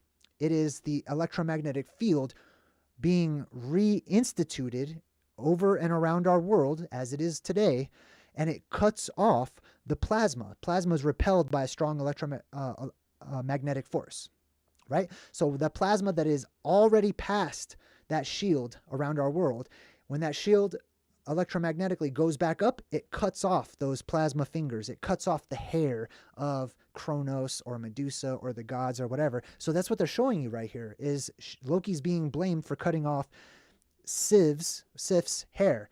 Also, her name, Sif, is directly related to the root for sieve, which means to pass through. So that plasma from above passes through the barrier because the barrier is down, and then it gets into our world until that barrier goes up, cutting off that red plasma. Usually it's red, or in the red spectrum. And then it's trapped within our world, and it starts looking for bodies to possess or incorporate themselves into. So Loki goes back to the TVA, back to where all the orange stuff is and everything, and he tells Mobius, you're all variants, okay? All of you who think that you're space travelers and gods and stuff, you used to be on Earth. You just forgot. Your memory has been wiped, which is also a part of the plasma apocalypse's worldwide memory loss. He says everyone who works for the TVA, the timekeepers, didn't create you. They kidnapped you from the timeline. Now check this out. That's also plays into religion, right? I've talked about the, what do you call it? The rapture, right? In Christianity, how you have like this concept of God or a savior figure or whatever that just kidnaps or raptures, takes away people from this world, right? And that's what Loki's saying. He's saying you weren't just created out here in space and you've always been a time cop or whatever, but you were kidnapped by the timekeepers. Chronos also is another word for a timekeeper. It's where we get chronology, the god of time, who sucks up everybody from the world into his mouth in the sky and then spits them back down.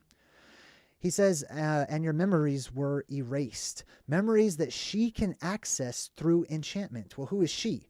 She is the light, right? The beam that comes from Mount Meru. That whenever you get close to it, or whenever it envelops our world, allows us to access memories that otherwise are locked away. Memories and things that we have all but forgotten about that lie dormant in our subconscious collectively. All right, so this girl right here, she's one of the time cops. Remember, she was touched in the temple by Sylvie, and she was basically plasma possessed for a bit. So she takes Sylvie back to Rock's cart. She goes back to Mount Meru, symbolically, and she's like, hey, how did you do that, right? When you were in my head, I saw something. She's talking about her memories.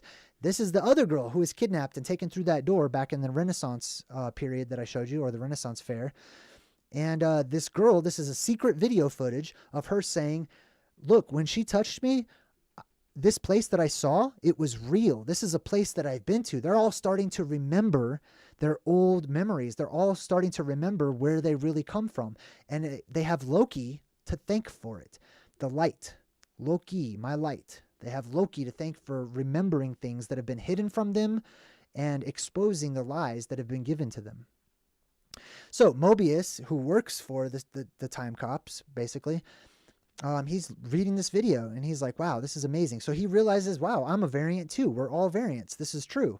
So he looks at the judge girl and he's like, you know where I'd like to go if I could go anywhere? Wherever it is that I'm really from, right? Just riding around on my jet ski. And so the judge girl is like, prune him, right? Get rid of him. This is what they want to do. Anytime that the information starts to get leaked, they have to address it. They have to get rid of it. They have to prune that little timeline of somebody exposing the truth for what it really is. So they stab him with this little staff that sends him somewhere else. You might think he's dead, but they'll show you in a minute that he's not. He's actually just sent to another place. Now we meet the timekeepers. All right, so these are the three timekeepers, which may be symbolic of the three different lights that shoot up from Mount Meru. I'm not sure. Regardless, as you can see, they have these long collars, right? They have popped collars, really huge, extravagant ones, just like our royalty did back in the Renaissance times or whatnot, right? This is to keep the sunlight off of them. They also have this sort of reptilian, scaly-looking skin to themselves, and they're threatened, right? They're not all powerful or anything. They're just otherworldly beings that are different from us. So most people get scared of that and worship them and bow down to them, but not Loki. Loki challenges the timeline. Sylvie actually cuts off one of their heads, and she picks it up and she sees that it's just a robot, right? That it's just all robotic, that it's just electromagnetic in nature. It does not have what she would call a soul, which is really interesting. While they're looking at it, all of a sudden, boom, Loki gets stabbed with one of those things. He starts to die or whatever. They call it pruning, so they send him away everybody thinks that when you get pruned, you're just dead, but you're not. He's sent somewhere. He opens his eyes, and this is where things start to get really interesting. He wakes up and he says, is this hell? He fully expects to arrive in hell. Why? Not because he's bad. The hell is spelled with one L. It's a different type of hell. It's his version of the underworld. Helheim, the world underneath, okay? He expects to wake up in hell because he knows when he retracts, he goes down into the inner recesses of Midgard, or the earth, or our world. So when he wakes up and he thought he was just killed, he expects to be in hell. Not because he's bad, but because that's where he goes when he disappears, when he dies, okay? When he's hiding, when he evades his death, etc. He looks up and he sees this sort of apocalyptic world where there are many different versions of Loki. There's like an old man Loki with the horns. There's a kid Loki. There's a black Loki. There's a crocodile or an alligator Loki. The reason that there's so many different versions of Loki is because there's so many different versions of you. So many different versions of us. And each one of us experiences the apocalypse uniquely, according to our own ideas, our own beliefs, our own ways of thought, and thus we describe it differently. So those legends, like Loki, end up looking different time and time again. All right, so he wakes up in this post-apocalyptic world. As you can see, everything's utterly destroyed, so they're showing you our future of what things will look like. He stands up, and I want you to pay close attention to their location, where they chose to shoot this shot in the film. They're standing at a bus stop. There's actually a bus right off to the side. And they say, this is the void, and the cloud behind them is a storm, and the storm's name is Eliath. And we're his lunch, they say. So they're running away from this storm that has this sort of magenta plasma electrical stuff going on inside of it, right? So keep in mind the bus. We're going to come back to the bus stop here in a minute. This is the plasma storm that they're running away from. This represents, just like in the Neverending Story, the nothing, the tempest, and they actually call it a tempest. This represents the plasma apocalypse. Because when our world depressurizes, all the wind and stuff starts to swirl around. It creates a lot of moisture in the air because everything expands suddenly, and you have a world storm.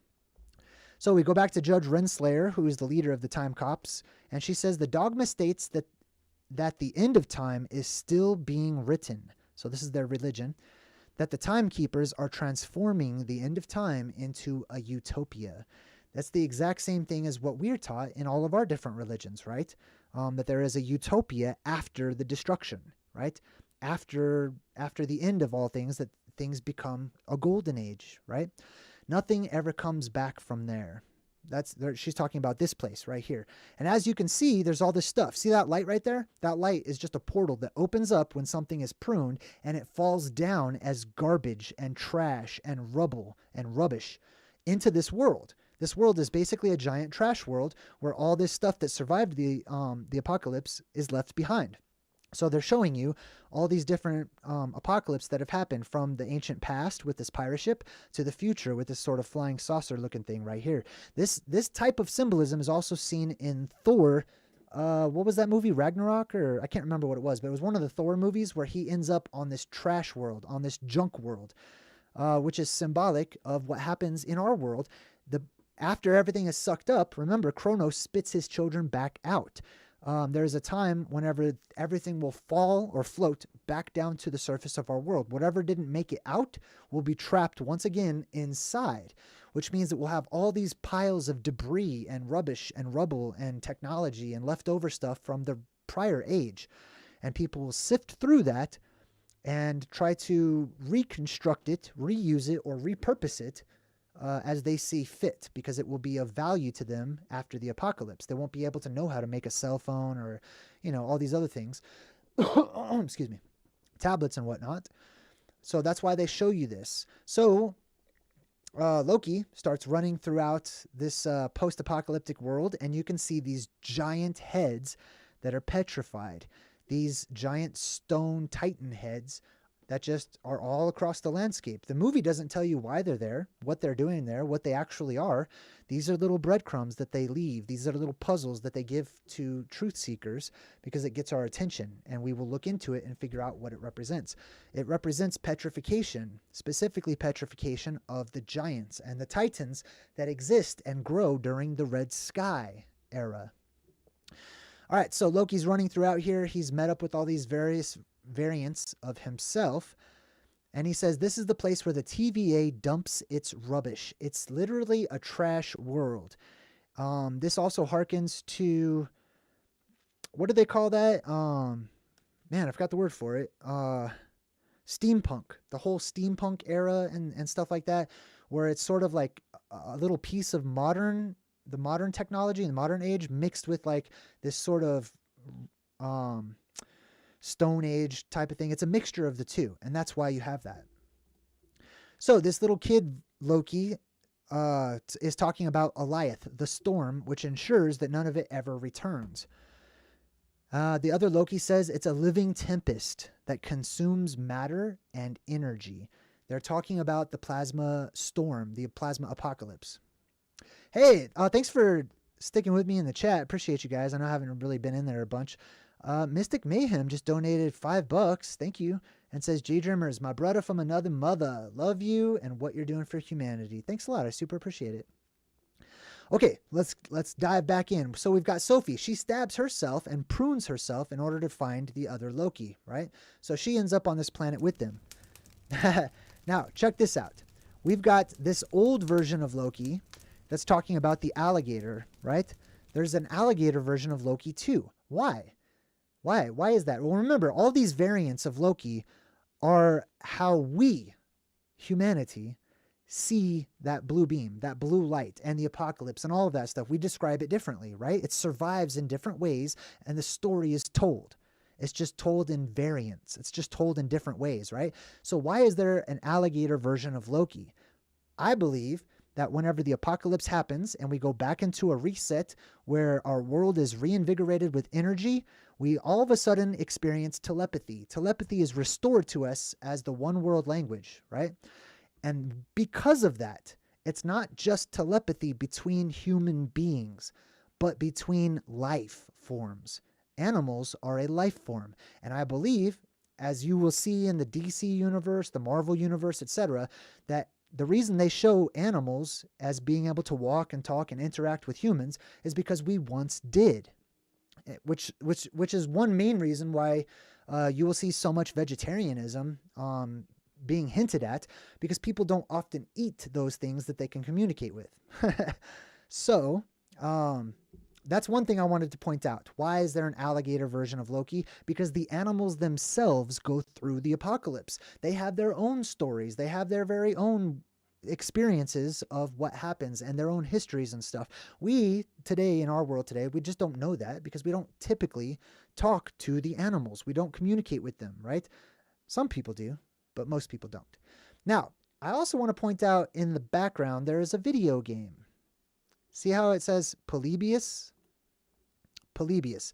This video game is actually an urban legend, okay? That there was this strange arcade game in the mid-'80s that popped up somewhere in the Washington state area, and it was used by the Men in Black or the government to sort of test out the mental state of the people, right? So these people would play this video game, this arcade game that was huge at the time called Polybius, and it would affect them. It would affect their energy, and they would these people would come in and do constant repairs on the video game, and they would, the story goes that they would actually pull information, analytics from the video game, and they would learn more about humanity because humanity was being watched over through this video game that was introduced into society. All they had to do was look at the analytics and see how we respond to certain situations through a simulation, which we call video games. That video game no longer exists, nor did it ever. So if you look up Polybius, the video game, the arcade game, it did not exist. It might as well be a Mandela effect. All right, so the kid's sitting here. I just took a picture of this for a couple of different reasons. One, because the kid version of Loki is holding Ecto Cooler, which was one of my favorite drinks when I was a kid. It was a little high C. Also, it's got Slimer on it, which represents that viscous substance that is a residue from plasma, right? A byproduct of plasma is a sort of viscous, watery substance, slippery substance that people call goo or slime or whatever. Then we've got the horns and stuff, but he's also sitting in the throne of what looks like the North Pole. Like you would think Santa Claus would sit there or something, because that is also Loki. So the main Loki, he decides to leave and go try to fight Eliath the Storm. And then he's confronted by all of these other variant versions of himself. And he says, which one of us are you? I don't know what that is, so let's skip that. Oh, it's a school bus. Okay, so remember, Sylvie, the female version of Loki, she pruned herself and she wakes up in the same trash world that Loki is now finds himself on. She wakes up inside of a bus, right? Just like Loki woke up at the bus stop, and there's a bus right there. You can see it, right? This is huge, and it's purposefully done that they put her entry point in a bus, and they put his entry point at a bus stop, right? They have that bus symbolism. You'll see this a lot in video games, in movies, and the television. There is a bus. The bus, the reason that they have that is because the word bus comes from and is directly related to the word box. It means a container. Usually it's a blue bus, okay? Not always. Sometimes it's yellow. Sometimes it's seen as being a magic bus or a magic school bus, right? Or whatever. It represents our world being the box, a container. It comes from the word omnibus, which means everybody inside of the container, right? And our world is that container, which is why the bus is quite often blue or seen as being magical or being able to change sizes and stuff like that. It's symbolic of our world that we live in. And that's why they come out of the bus, or why there's portals inside of buses and stuff like that. All right, so Sylvie wakes up. She gets inside of the car with Mobius, who is also there. And she says the only thing that matters now is getting out of here. That is the goal. The goal is to escape the world, right? The goal is to be born, to be hatched, to be born again outside of this world, to leave the eggshell that we call our sky, and to get out there and to find a higher purpose, glorious purpose. All right, that's Mobius. I don't know why I took that picture. Oh, that's right. So there, she says the whole point now, the only thing that matters is getting out of here, right? They're running away from that storm. She says, we need to get out of this world. So she tells Mobius, turn around. He's like, turn around, go back to the angry cloud. That's how they're going to escape. She says, yeah, I think that might be the answer. So in order to escape this world, that's symbolic of our world, the earth, they have to go through the storm. Now, as they go over there, they watch, and the ship just falls down out of the sky, right? One of the many different pieces of trash or rubbish or whatever that falls down from the sky and lands back down on the ground. This ship, if you can look closely at its name, whoa, one moment. Let's look at the name of this ship. The USS Eldridge. Do you see that? That is also reminiscent of real life and things that we experience here in our world. There was an event, an alleged event, called the Philadelphia Experiment, where this ship in particular was said to have been outfitted with various forms of electromagnetic technology and experimental technology that would render it invisible. It's a very, very famous type of conspiracy or whatever, where people say that this ship disappeared, that it reappeared in some other place, and then all the people that were on the ship, they were said to have strange things happen to them, right? Like when the ship reappeared, some people were fused with or inside of the ship. Some people were frozen in time. It's a very interesting study. So that particular ship shows up on this world. Why do they drop these breadcrumbs to us, huh? They don't explain it, right? They don't. Here you can see the Philadelphia Experiment. The U.S. Navy destroyer escort USS Eldridge was claimed to have been rendered invisible or cloaked to enemy devices. Interesting. Interesting that they put these little breadcrumbs in the movies. They don't go into great detail explaining them whatsoever. They just leave that for us. These are messages. These are little pieces of import when I watch these movies. So Loki decides he's going to kill the storm. He's going to kill Goliath, which does not work, okay? Killing the storm does not work. The only way you can kill it is with kindness. How do I explain that? Energy builds up in our world, right? And it turns very negative and very vile and very selfish and stuff. And it's because of that energy buildup, our world requires a pressure release. It must release all of that energy. And that's what creates the storm. So we have Loki and Sylvie cuddling together. They're starting to fall in love. They look out. They're going to face the storm. That's how they're going to escape this world and get to the end of time, right? Now, they show you these versions of Loki. I want to show you. How many versions of Loki do you see? I'm going to give you guys a moment. Let me zoom in a bit. How many Lokis do you see here? Let's count together. 1, the movie Loki from all the Marvels. 2, Sylvie. 3, the little kid version. 4, you've got Mobius here, who doesn't count. And then a tree. The other Loki. He is the world tree, right? And then, of course, you've got the lightning shooting down and touching Sylvie here, which is appropriate. Loki, a part of his glorious purpose, his destiny, is to fight this storm, okay? His destiny is to be the sword of light that reaches up and cuts off the hair, the plasma, the fingers of God, etc., to stop the apocalypse. That's a part of his purpose. So we've got the storm closing in. Loki's decided to go after it. As you can see, they don't make it regular lightning color. They purposefully made it a plasma red spectrum color, possibly because it's hydrogenated. It's ionized hydrogen, I think, so far. We've got the Lokis. Now, their plan is to reach out and see this sort of plasma cloud tentacle type thing that comes from the storm. When our world depressurizes and the world tempest is created, there will be various sizes and strands of plasma that reach down, branching out the lower down to the earth that they get. The more they branch down, the less power they have. Some of these have the power to petrify and kill people. Some of them have the power to just dock with the face or the mind and to control people and turn them into thralls and slaves. And things of that nature. So they decide they're going to enchant one of these little plasma tentacles, and they're fighting the storm. The other old Loki variant, he starts to create all this illusions or whatever. And as you can see, there's all of the green all over the place, which represents the North Pole. You guys can hear me, right? Oh my God. I hope you guys can hear me. Jeez, I don't think I muted it, but I would be devastated right now if I did all this. Please say you can hear me. All right. Let me know in the chat if you're still with me. If you can hear me, that would be awesome. Just a thumbs up would be great. Thank you.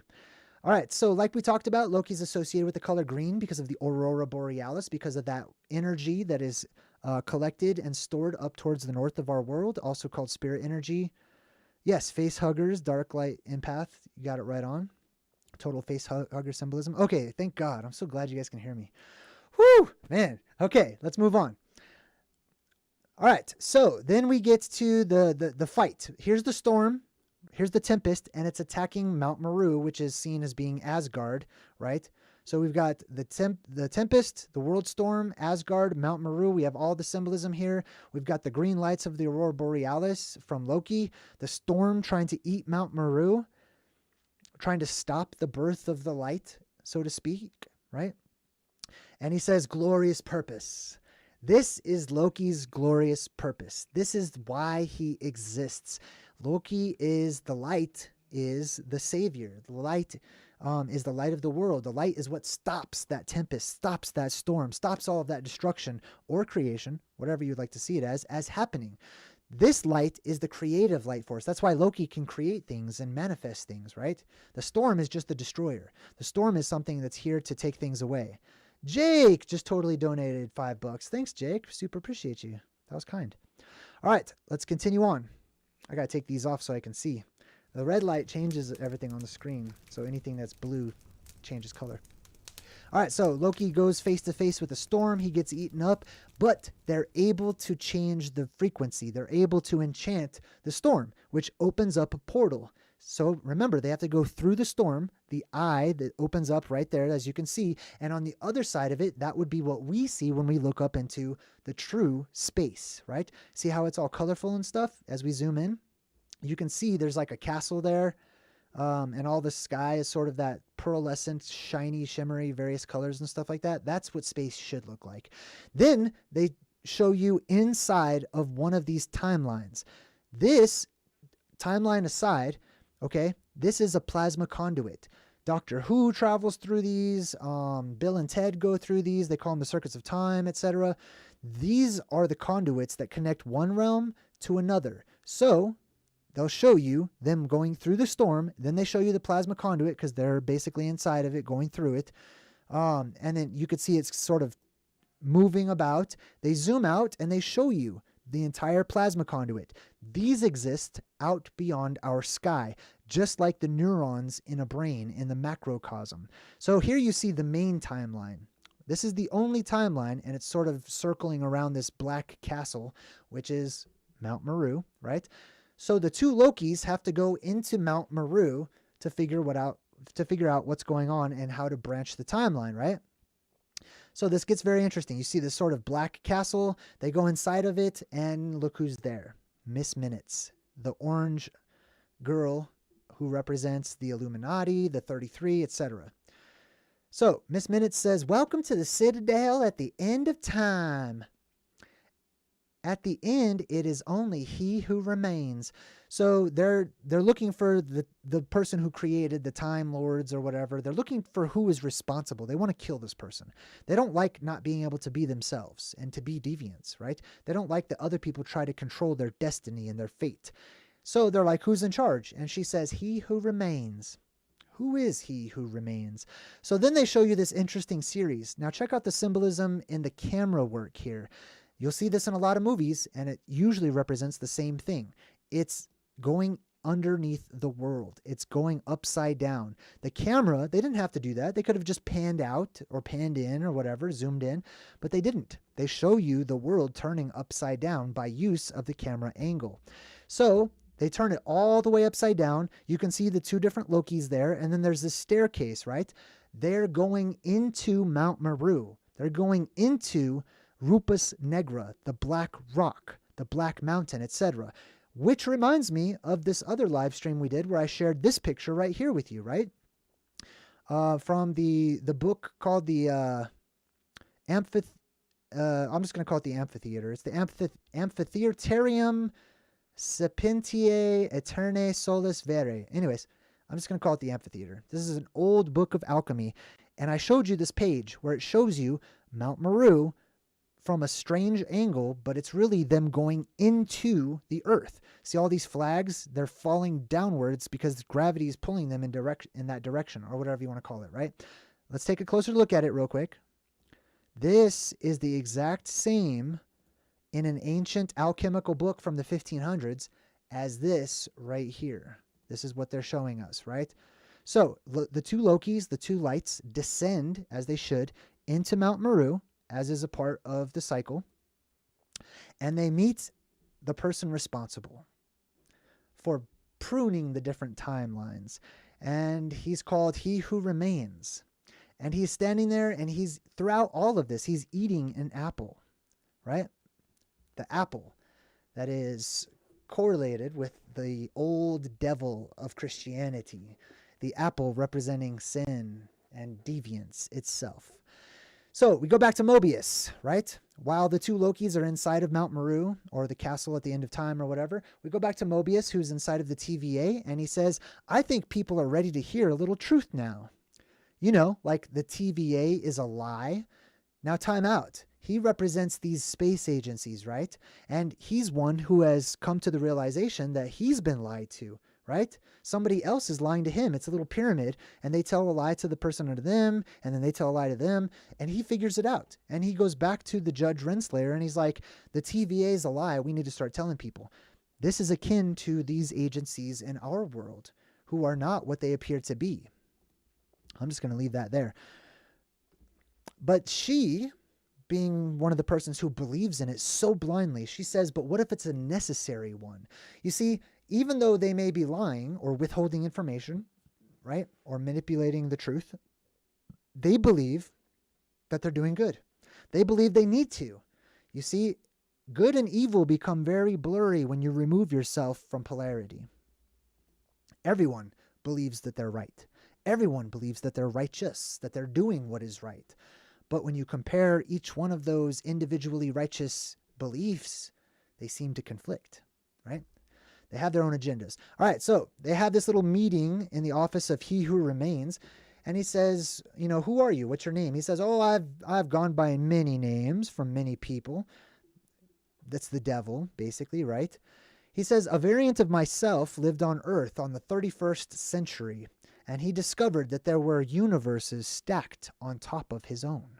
So imagine this. Imagine this is us right now, right? We are starting to realize and understand that there is a multiverse, that there is a fractalverse, that there are other variants out there, not just of us, but of our entire world. Alternate Earths, infinite Earths.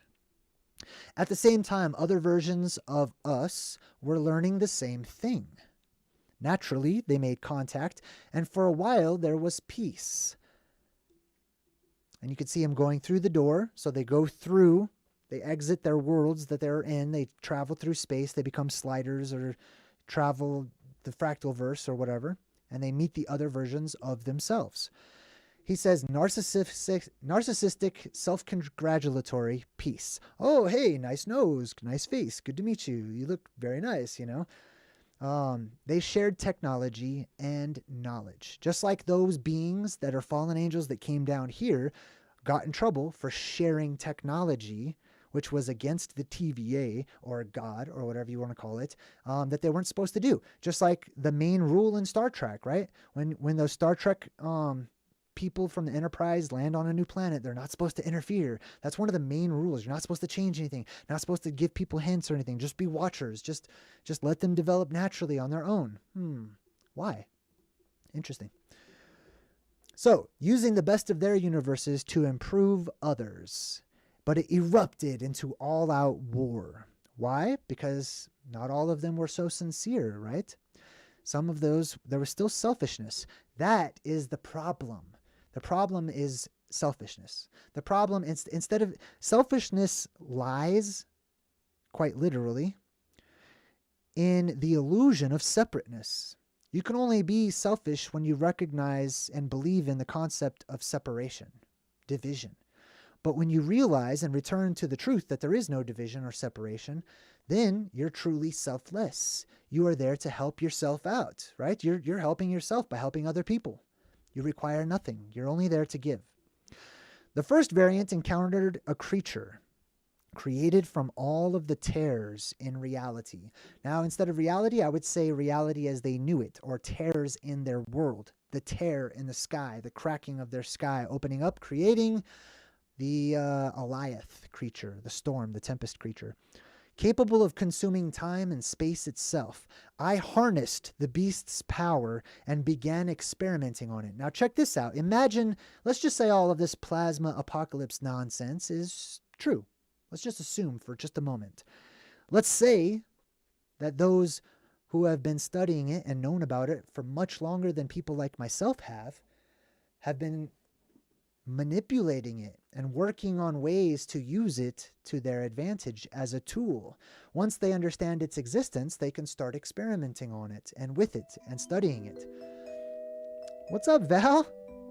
Good to see you again. All right. Actually, Val has been a member for over 17 months. And she says in the chat, 17 months and 0 regrets about supporting and learning from Jay. Next level consciousness. Hey, that's very kind. Thanks, Val. Appreciate you. All right, let's keep on going. He says, I weaponized Alioth. Now, this guy, He Who Remains, okay, he represents the ultimate survivor of the plasma apocalypse. He represents those groups of people, or maybe just a person, who knows, that has figured out how to manipulate the apocalypse, how to cause the apocalypse, how to bring about the apocalypse. Interesting. And if you look throughout time, you'll see these little clues of how the governments of the world have tried to cause the apocalypse to happen. or possibly even postponing it. He says, I ended the multiversal war. You came to kill the devil, right? So there he admits who he is. He is the devil who lives out there in space, by the way. He is also representative of the plasma and the energy and whatnot. He's wearing purple, which is for royalty as well. He says, I keep you safe. You think I'm the devil? If you think I'm evil, well, just wait until you meet my variants. Now check this out.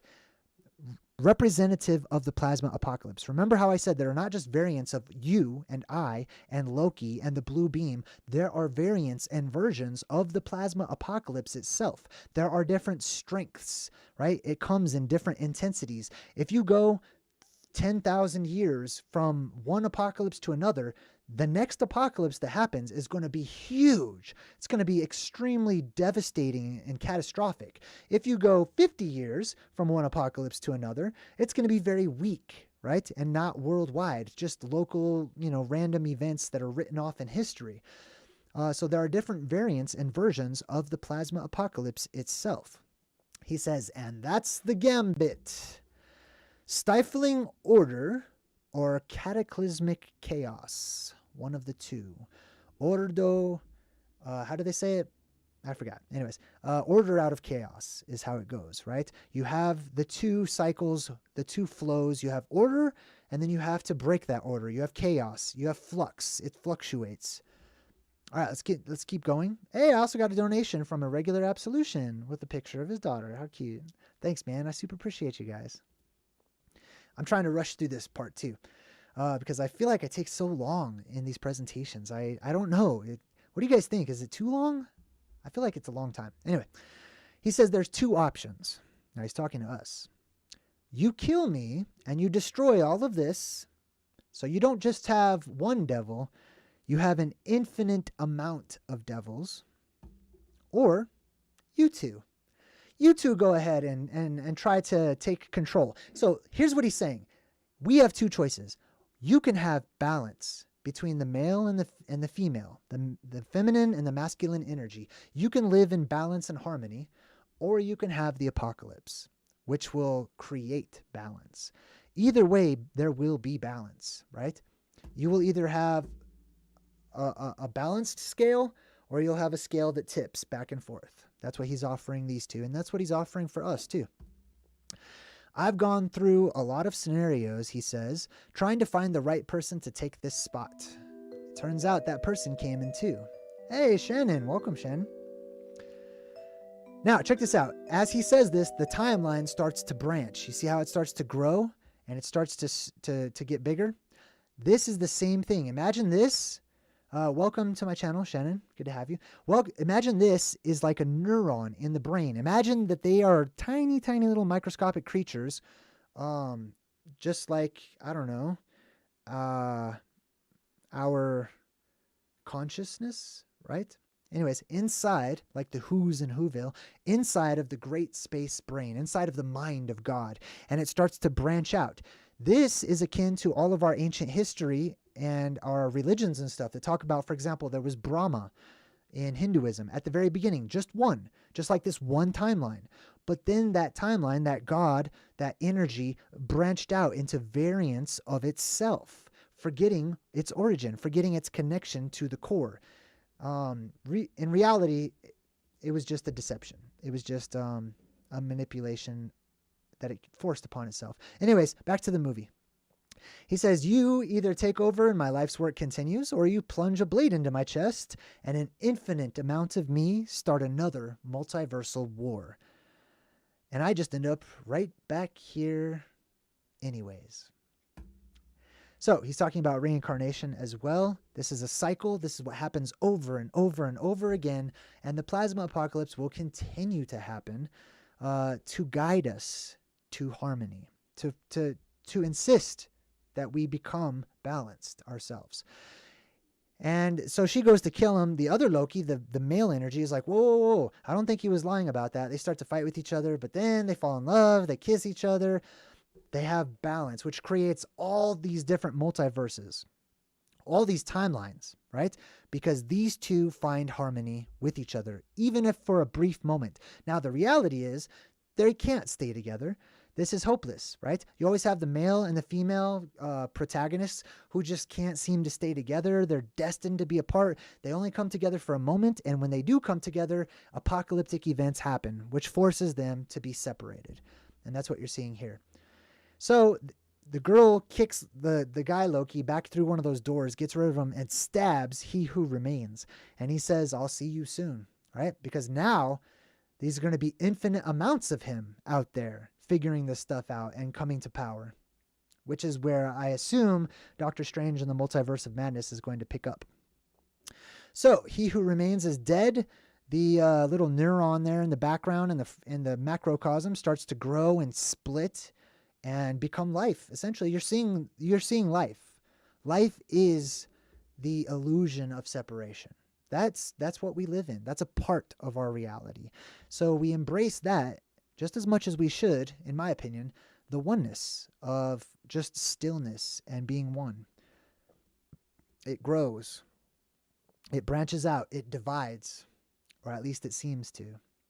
You see all the plasma conduits out there? This is out there in space. This is what you would see if you were to remove the sky. You would see this out there in the sky beyond.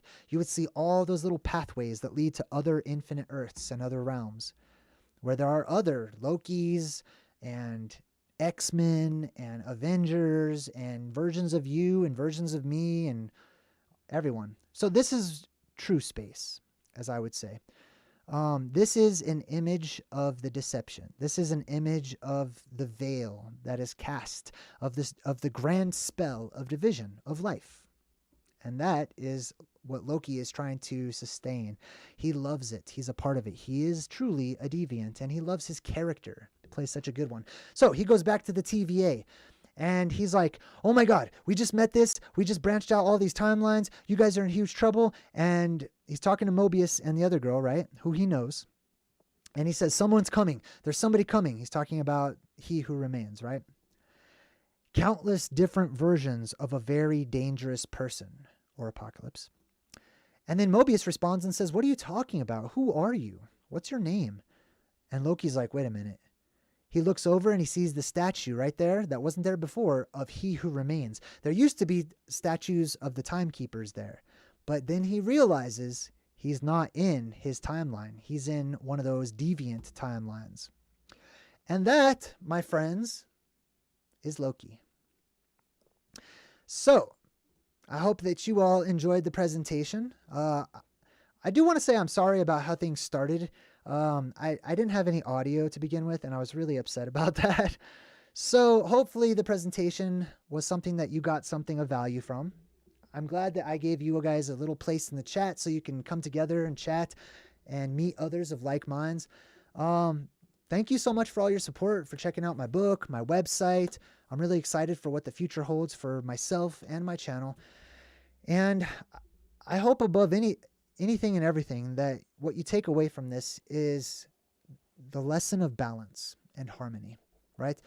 To become more balanced ourselves is to get a bit closer to the truth.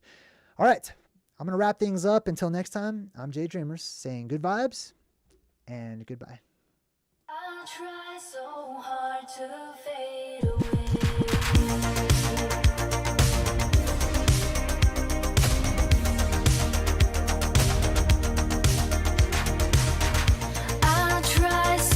Hard to fade away, but something's forcing me to stay.